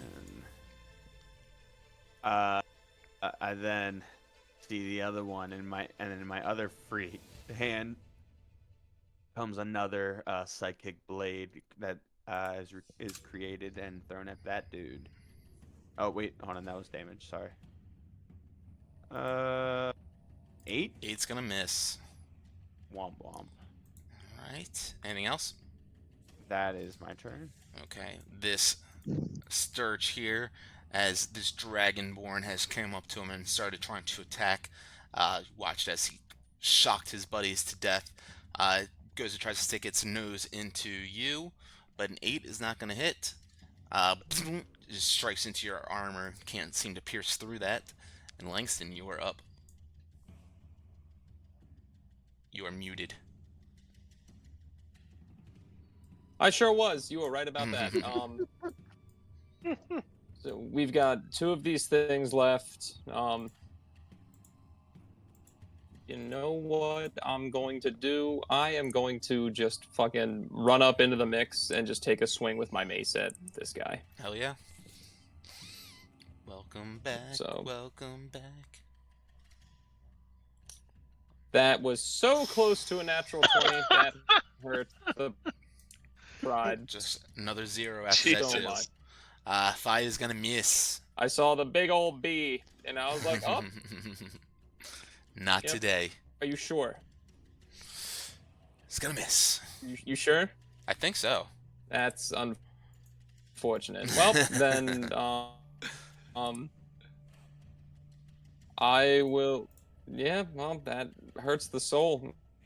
I'll tell you what. You hate to see, you hate to read about it in the news. Just gonna kind of, hell yeah, you gotta hit that thing. That's crazy. Just mind my business. I swung so fast I missed. No one knew it was me. And that'll be mine. Kobold feels the breeze fly on by him. He swings his dagger around and goes and tries to pierce it into this Sturge, but misses. And that Sturge dodges out of the way and recoils and goes flying back down at him, trying to hit him. 16 will hit, and with 5 points of damage, that Kobold goes down. Still sucking the blood out of it, even though its body is lifeless on the ground here. Rampu, you are up. Okie dokus. I'm gonna take a swing with my short sword to this guy. Okay. Oof, not one. That Well, is man. going to miss. Going well, guys. Hey, Owlbear, no one got hit. Right? Sturges, though. It's another story. And Tricky. I'll bonus action my other short sword attack. Go for it. Well, 12's gonna miss. These guys are quick. God Tiny little things. damn it. Okay, Yeah. now my Drake will try to eat it now. Same Alright. one. He's gonna call him on his cell phone. Come on, Jake.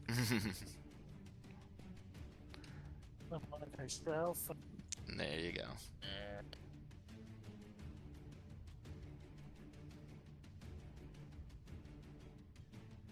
$14. The suspense 14 is what you need. Yeah, buddy. 3 damage. On orange or purple. Okay. Goes and chomps up at him, ripping him out of the air, and another Sturge dead at the mandible of Drake, or Jake the Drake. And anything else for him?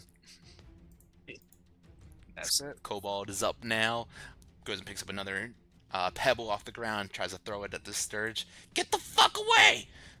Misses though, and that's gonna be it for him. Crick, you're up. One last guy. I gotta hit him. There it is. There it is. I just grab him and like shock him and pop him like a pimple. Oh my god. You see him convulsing in Lord. your grasp. The energy within just explodes, and none of these Sturges are left trembling, moving about in here. The one kobold down on the ground. The other runs on over to its aid. No! no! Crying out, Mac! Mac! No! Grabbing onto its shirt. Why? Why have you forsaken me? Looking up to the sky. I said, wait, relax. And I look over at Langston. So perhaps something you could do? Maybe I'm one of just those like, kits? Can I tell this? It's Sure just can. down, right? It's not dead. Go ahead and make a medicine check. I will make a medicine Stabilize. check on that. That is a 17. This one kobold seems to think that this one is dead beside him, but as you go up to approach him, there's such a labored breath that it's almost imperceptible. But you notice that this kobold, there's still just the tiniest bit of life left in it. Yeah, I'll hold up my hand and be like, "Don't you worry, I got Mick here," and I'll bend over, use a charge of the healer's kit, and it says stabilize a dying creature is 1 HP. Can I also like use? It says I can spend a charge to restore 1d6 plus 4. So would I be able to like use that to like give Mick a little bit more HP? Sure. Okay, cool. So that is 1d6 plus 4. Roll that shit. Well, they get 2 plus 4, and then whatever hit dice they have. I'm not too sure on their maximum hit dice, but so 6 plus, DM discretion. Yeah, so you go down and you begin to apply this healer's kit to him. Go ahead and actually describe how you do this. I would see, because it's Mick and Min, right? Min's the other one. Those are the names you have heard back at Dragon's Rest, but you have not heard that here. You've just heard the other one. I would like to look at the other kobold and be like, I imagine you're Min, and just see how they respond. Kind of looks at you. How'd you know? We know your sister, and had a feeling something like this might happen. Don't worry, I got Mick here, and I'll bend down and like notice the labored breaths, kind of like use my scarf as well, like in conjunction with a bandage, and kind of like do like compression and like holy energy, and just kind of get them back right and heal them up, and then just be like, also you'll see me start doing some like CPR for some reason, like I got a rhythm going with like the chest compressions, and I'm just like, and there we go, and I'll snap my fingers, be like, hey, look at that, that's crazy. Starts coughing. Mac, you're alive! And goes and grabs him and gives a big hug. Thank you, redheaded guy. Thank you so much. Wait, did you say Mila's alive? Yes. Did you think Look she at each wasn't? other. No, we thought. I mean, we ran away after the Sturges attacked. They maimed her wings and everything, but we just thought she was dead. She's gone for her. No, she is very much alive, kicking, still eager to tinker with anything she can get her hands and talons on, whatever, claws. Yep, But she is. that's Mila. She's doing well. She's concerned about you guys. I'm happy to see you in one piece. Oh, well, well, you just brightened my day. First, brother dies. Now you tell me my sister's alive. Oh God, this is great. Hey, 2 siblings, 1 day. How you doing? It's a good day. Seen that movie before? But You shouldn't have. You most definitely shouldn't have. it was How a great old day. are these things? Old enough. They look at you and say, well, what the heck are you guys doing here?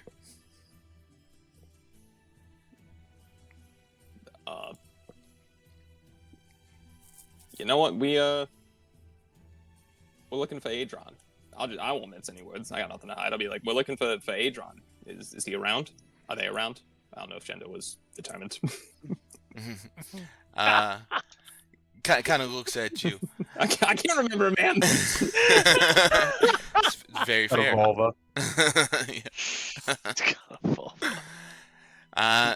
Looks at you, says, Adrian, no, we sworn our loyalty to Sparkrender.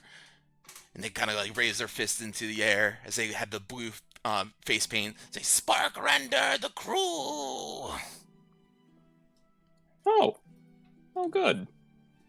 So I imagine they're just a very generous and nice dragon. Sparkrender is smarter than everyone, even smarter than Mila. You see this? And points over to the golden sculpture in the center of the room. I don't know what that is, but Sparkrender does. And what does Sparkrender say it symbolizes or does? What does it do? Well, it says it's gonna hold some sort of ritual when the comet gets close to the planet. He said the King Killer Star. It controls the destiny of dragons. He's gonna claim the power of Stormwreck once and for all. Oh. Okay. So, and this will help him claim that power? Yes, see? And he's got these little effigies, these little statues, these little like gold kind of I guess they're not only gold. They're all painted with these crude kind of colors. The first one he pulls out is gold, and then he's got a brass one, and a blue one, and a red one, and a brass one. And they're placing them, each one of these effigies around the room, around this golden sculpture in the center of it. How many in total? Is there a number? You see 5. 5? Okay. Mm-hmm. Oh. Okay. So five of these in total for claiming the power. We make these for Sparkrender. He says that they'll have some sort of play in getting the powers. Okay. And you know what? I think Langston just files that away to tell his friends later, because there's something that is oddly concerning about this. I'm just like, something might come from this and action might be taken. And he's just let you kind of live under him in service, just for like he protects you kind of deal, for the coming power grab of the King's Killer Comet. Every good ruler has its own followers. And are there any more, or is it just you two? Oh yeah, there's more. There's more. It kind of points up to the northwest. There's a few more of us in there. Okay. Now let me ask you this: would he be worth dying for, or would you rather see your sister again, who's really worried about you and wants you back in one piece? Go ahead and make a persuasion check as you say that.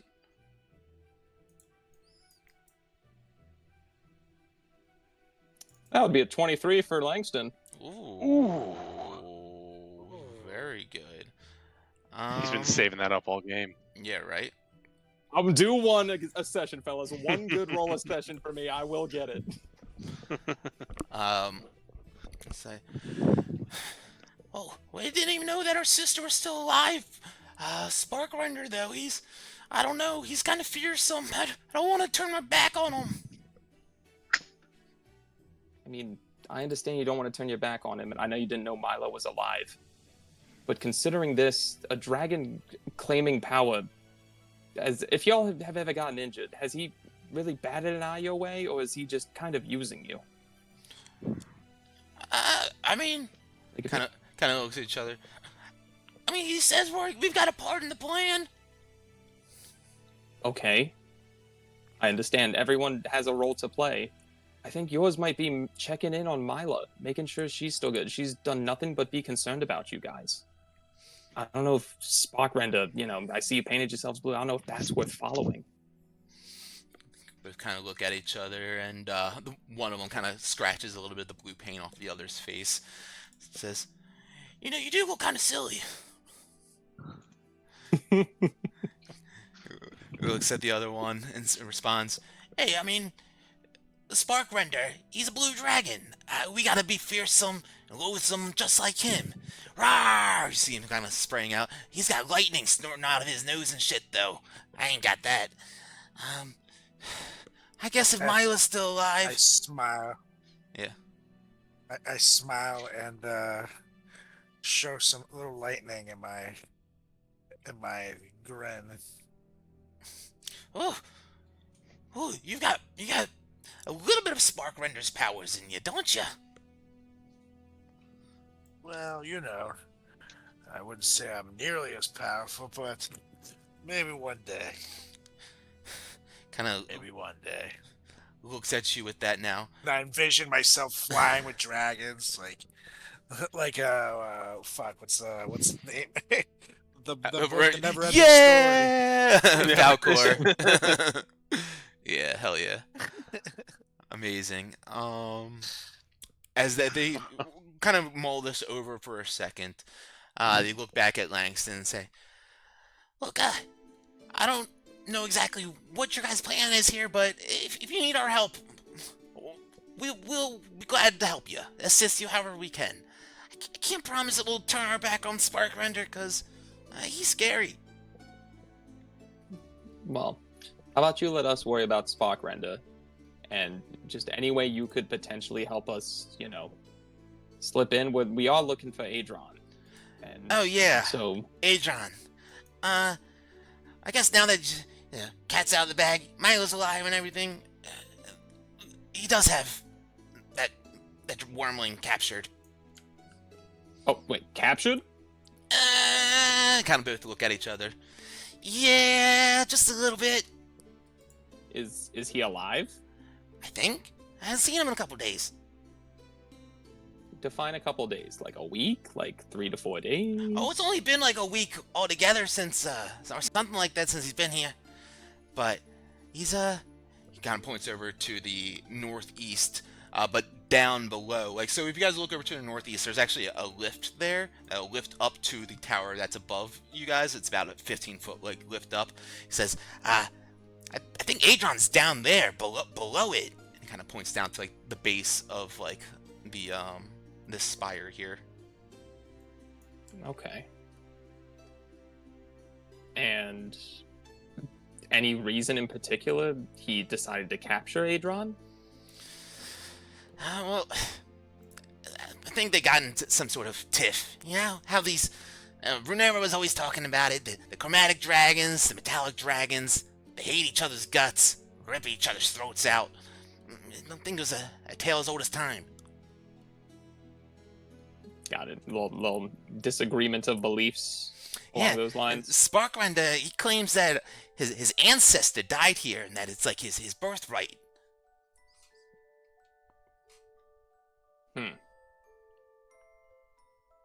That resonates a bit. I think we're piecing this all together now.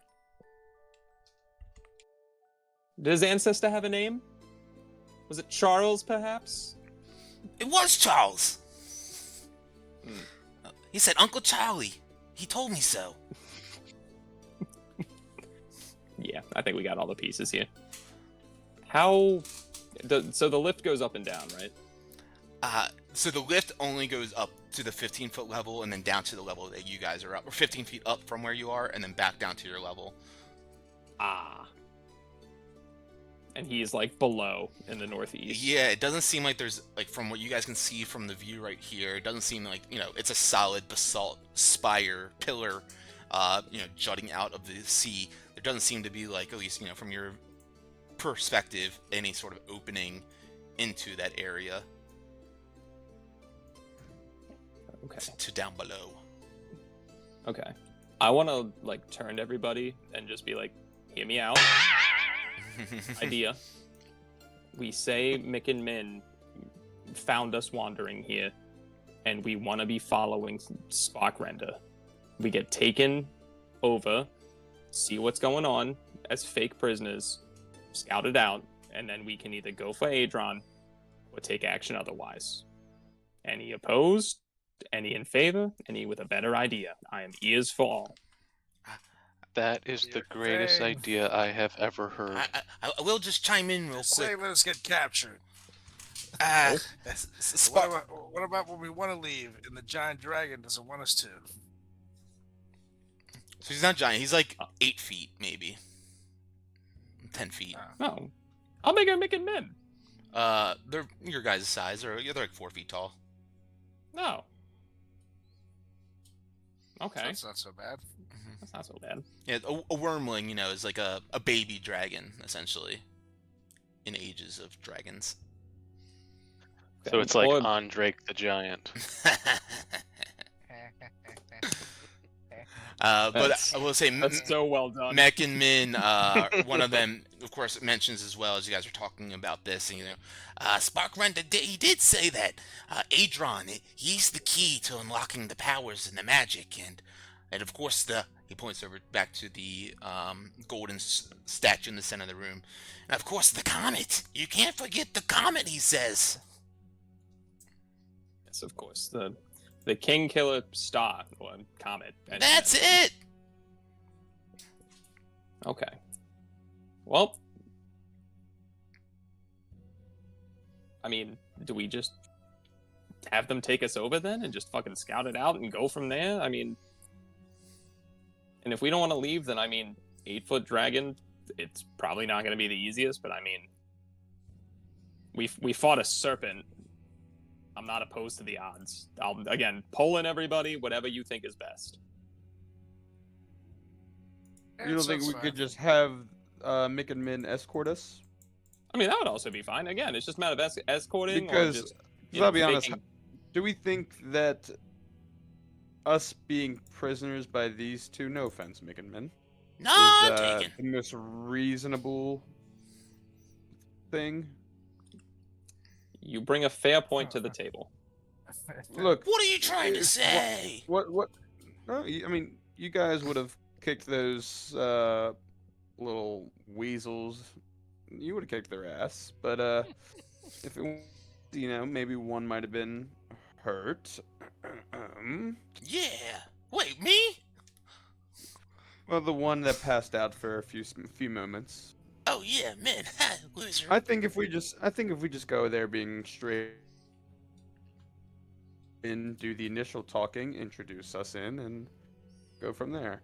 Because I'll be honest, us being held as prisoners from, again, these two, again, no offense, it's a little far-fetched, I'd like to think. So if we come off to Adron as we had saved, I guess, 2 members on the side of the Chromatic Dragons, then maybe that's our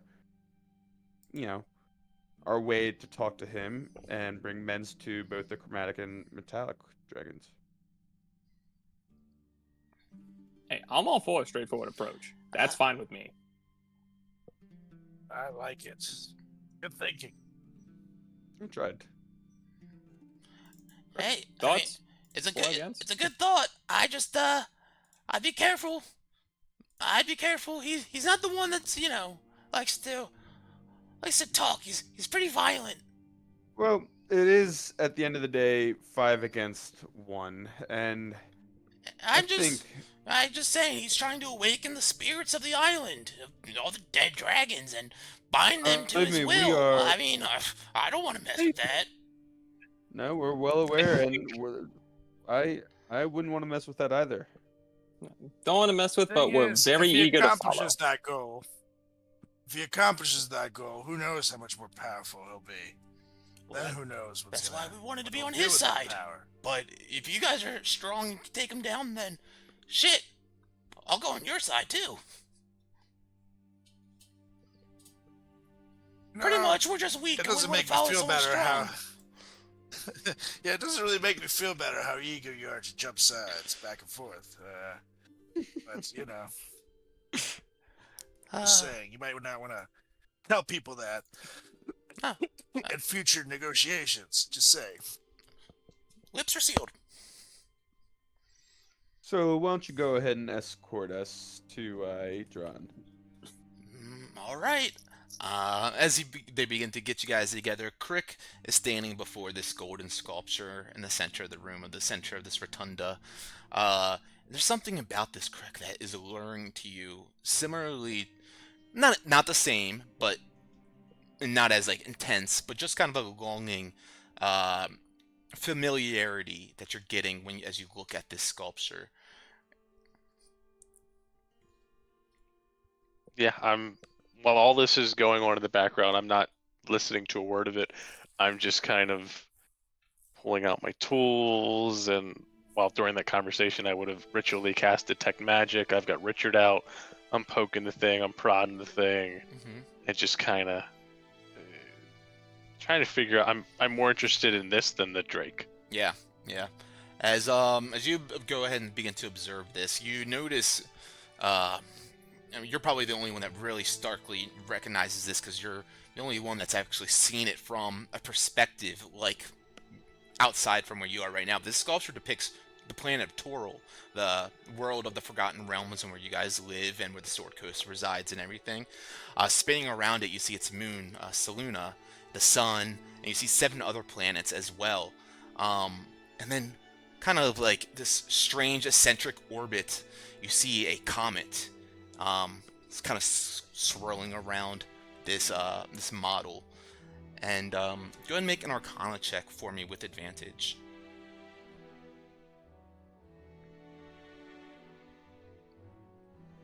Ooh, 24. Cool. Yes, sir. You are kind of like studying it for a little bit. It kind of puzzles you for a couple of moments, and then you realize what exactly it's showing, and it's showing its current position and suggesting that the comet, its current position of all the planets and the planetary models, and it's suggesting that the comet that you see is going to pass by Toril very, very soon. Like within like a day, like a couple days. Probably within the week. Within the week. I just kind of, as they're all talking and they're like, we should do this, we should do that. Look at all this, and I just kind of chime in at the very end. Whatever we should do it fast, and we also probably shouldn't mess with whoever is looking at this. I'm like, and I point to the comet kind of swooping in and potentially hurting everything. As in we shouldn't mess with Spock, Renda? Something tells me he may be, if he's behind this, he may be quite a bite to chew. Okay. Mech chimes in. Oh yeah, Sparkrand. As I said, he said he's gonna hold his ritual whenever the comet it gets closest to the planet. It's when the energy is gonna be the most ripe. He says. The ritual. Will he bring out the other dragon? Oh, I think so. Probably. They kind of look at everybody and go, "Do we just mess with the ritual?"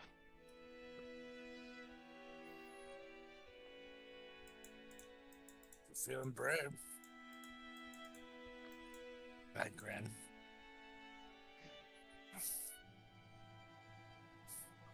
I could mess up a ritual. We can either. So, if I understand, in the northeast, the blue dragon's on top, the other dragon's on the bottom. You have to go through the blue dragon to get to the other dragon. Or we can wait till he brings out the other dragon.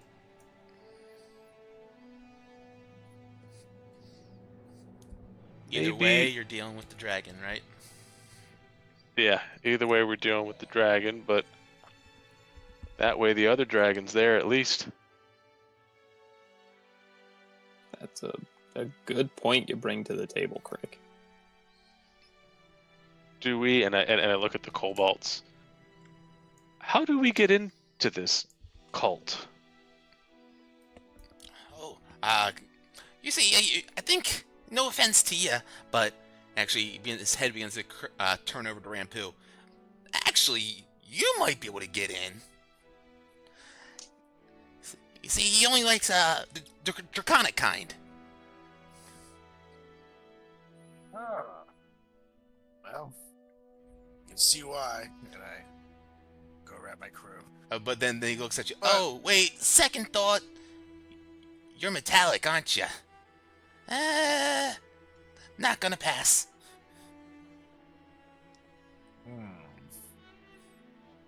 That's not very nice.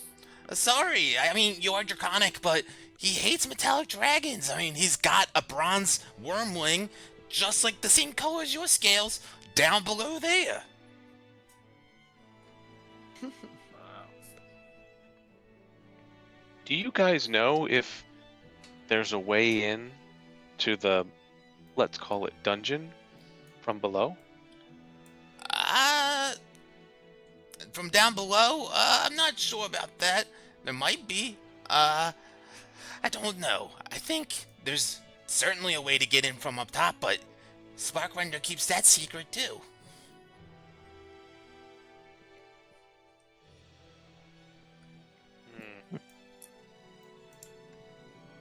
We thinking cliffside jailbreak?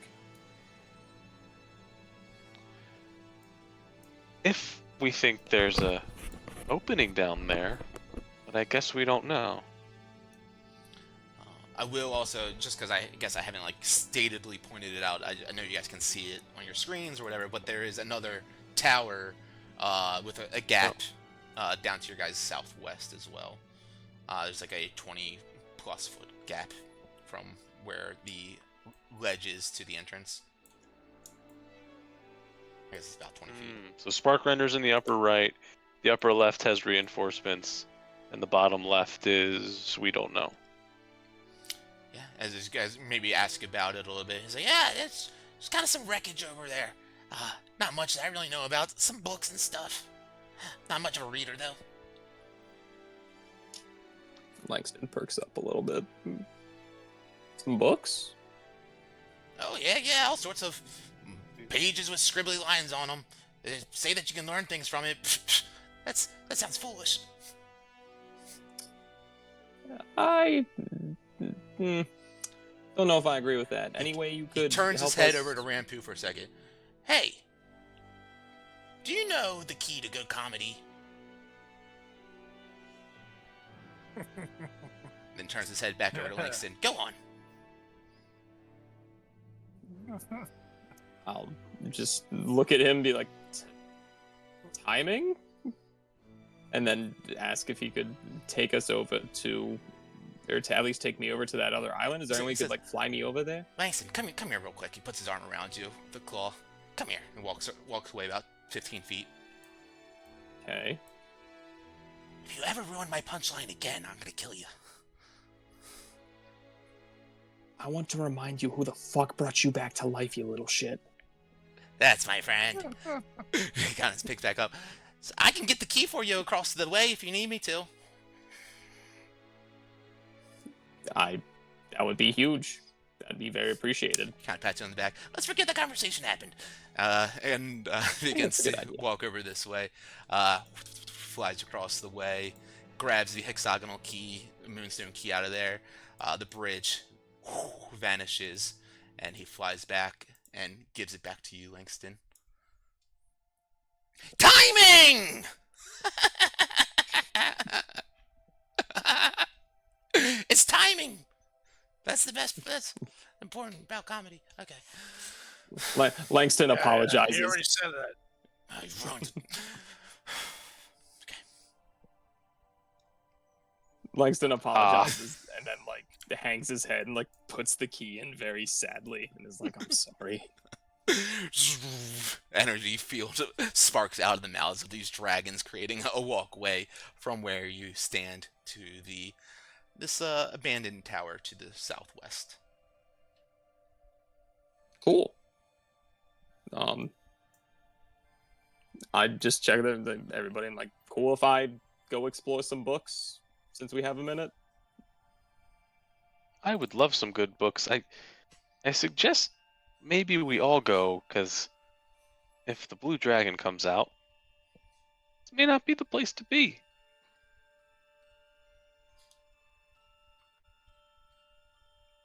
But feel free to stay. And I just start walking across. Oh, there he goes. Yeah. As you begin to walk I'm across. gonna go Yeah, with Craig. beautiful. I imagine you guys probably all do. As you walk across, the rhythm of the waves below echoes throughout this cramped tower. Part of the floor has crumbled away, dropping off into a chamber down below. And amid the rubble, you see collapsed bookcases that jut out at odd angles, and moldering books are strewn across the floor. Ooh. Okay. Can I just like find the nearest book? Yeah, yeah, you kind of look around and you see most of the books, as I mentioned, they're kind of molded and falling apart. But one tome, you see a small black journal with an ornate lock that remains intact. I go for that. Is the lock like sealing it? Can I open it? Is the lock keeping it shut? Yeah, go make a perception check. Okay. Perception. Boop. 11. We're Okay. back. Yeah, you examine the book and you notice that there is a small arcane rune engraved above the keyhole on the journal's lock. Yes. Okay. Small arcane rune. Do I recognize it by any chance whatsoever? Make an Arcana check. Shit. There it is. Full circle. Natural one. Not a damn clue. No. No, never seen anything like this before. I'll offer it up to Crick and Rampu and just be like, gentlemen, any of you care for the book smarts that I'm currently lacking? I'll try it. Arcana check for whoever wants to do the assistance. I turn around too. Langston just hangs his head. 13. I see someone have a -1. 6. Is that That's Rampo? me. Yeah, And he got nice. the highest out Nice. of all of Love us. it. Right? Suckers. So, yeah, no, actually, Rampu, you notice that with this arcane rune, you don't exactly know the exact spell that it holds or, the magic within, but you can determine how to disarm it. And you'd imagine just by carefully scratching over it with like a dagger or like a sharp piece of wire or something like that, you'd probably be able to render it useless. Would have been nice if I hadn't just sold my dagger. But, anybody got a small dagger or something like that? What about a short sword? Do you think a short sword would work? Give it a try. Just have to I'll try it. you just have to make a dex check. Okay. Dex check. Mm-hmm. Where does it go? We get Check that dex. 15. Look at you. Yeah, you kind of take it and you scratch around the rune a bit, and you hear the lock kind of pop and disarms, and the top of the book is able to open up now.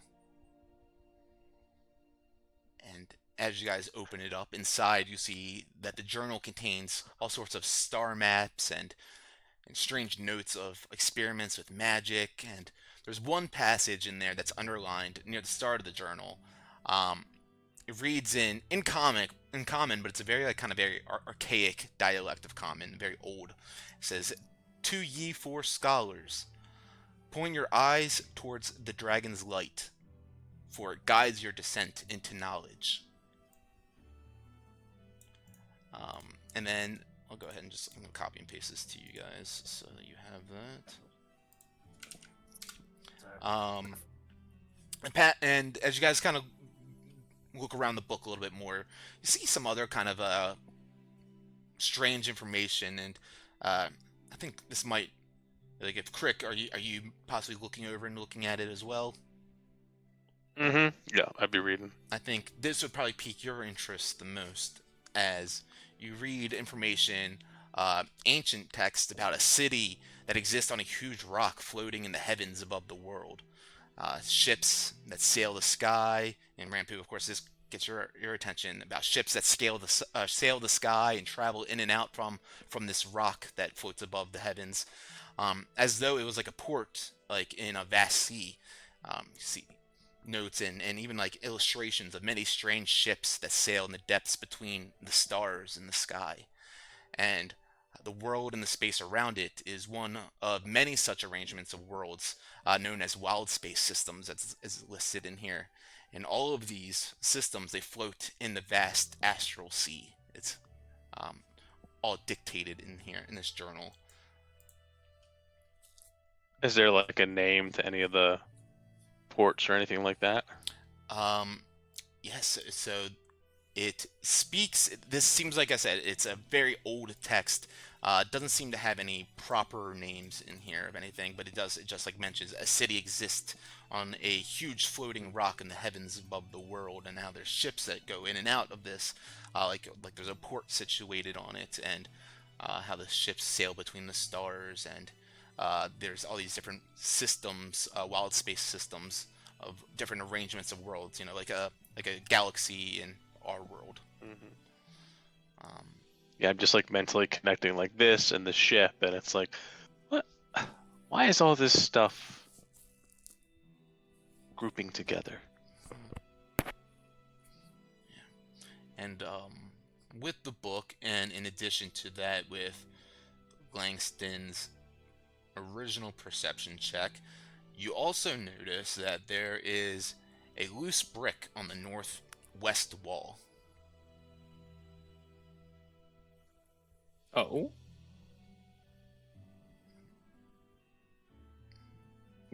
Can I remove the brick? You certainly can. You go in and kind of pull it out like a Jenga brick, hoping that the building above you doesn't collapse with it being pulled out.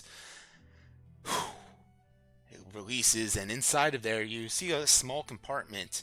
A little bit of light from outside shining in here. You see a vial with a sort of liquid in there, which seems it has some sort of like energy writhing in it. And you also see a small pouch sitting beside that. Okay. Can I mean, I'll take both the vial and the small pouch, and can I just like, I'll hand the vial to somebody absolutely much more careful than myself, and then just kind of inspect the pouch. Yeah, open up the pouch, and it feels like similar to you guys have been finding some pouches here and there, some on the compass rose. Definitely weighted like some gold coins in here. As you open it up, you find 40 gold pieces total. Cool beans. Well, everyone can go ahead and add 10 to your inventory. I'll instantly disperse that. I would say Rampu, after seeing this vial of liquid as well, would maybe recognize. Actually, Rampu and Crick might recognize this for different reasons, of course, but it is a potion of lightning resistance. So, potion of resistance, lightning.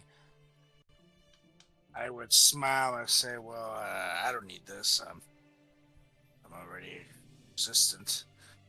So, This could be useful. I give it to Crick. That's all you, buddy. I take that bad boy. Awesome. I mean, you can already shock people, might as well be resistant to it too. Beautiful. Alright. This room kind of mulled over, kind of searched about. It's a very small space, and all the other books seem to be not of much use. Is there anything else that you wanted to do in here?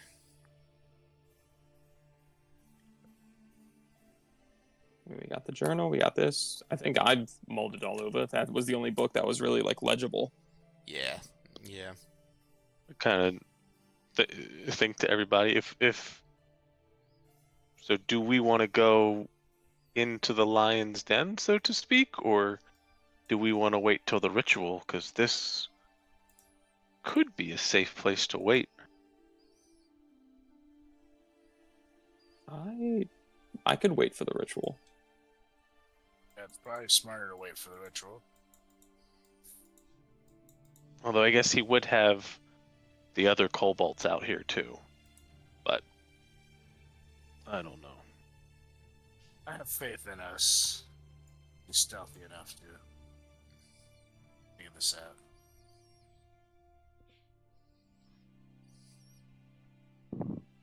I'm with it. I think we could lay low and just kind of wait and see how it goes from there and intervene as necessary. Can lay low here until he brings out the dragon. Maybe if one of our flying friends can fly, because I would look at the two statues over here. I assume they each have one holes in them, So if we get the key, pull it over here, the bridge will go away, and we can plug it into the bridge when we need it. Yeah, I there like are that. 2 hexagonal holes in these ones. Yep. Yeah. Let's do it. If we want to do that, we all, hide over here, the key in our hand, and wait for him to bring up our other dragon friend. Let's do it then. All right. Manto. I'm with getting He's over asleep. there. No. It was 2 years ago today. Was it? Yep. That's hilarious. All right. So did you say something though? You doing something? No, I'm just cool with moving forward. All right. With you guys in this isolated study or isolated tower off to the side here, Manto, are you joining them in there to rest for a little bit, chill for a little bit? Yes. Okay. Well, your token's over on the center rotunda thing. Oh shit. I gotcha. Okay, and the bridge pulled up as the key removed. You guys sit in here for a little bit of time, waiting and scheming what to do with Spark Render and how to free Adron. And we will pick it up here the next time we get together and see how that all goes down. Beautiful. Yep.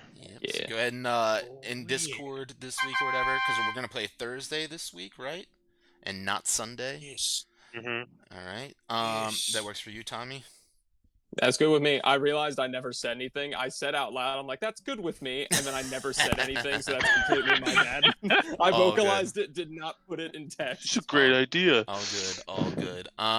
So yeah, I mean, just so maybe we can jump into the next game ready to go. If you guys want to discuss in Discord at all, plan of action from here, feel free to do that. If not, all good. We'll waste an hour if we need to. But anything else that you guys want to discuss before we head out for the night? 9. That's it. Cool. Great game, guys. Love the level 3 combat with the owlbear. Good stuff. With that said, we'll catch you guys Thursday. Have a great night, and look out for those goblins under the stairs. Catch you later. Later.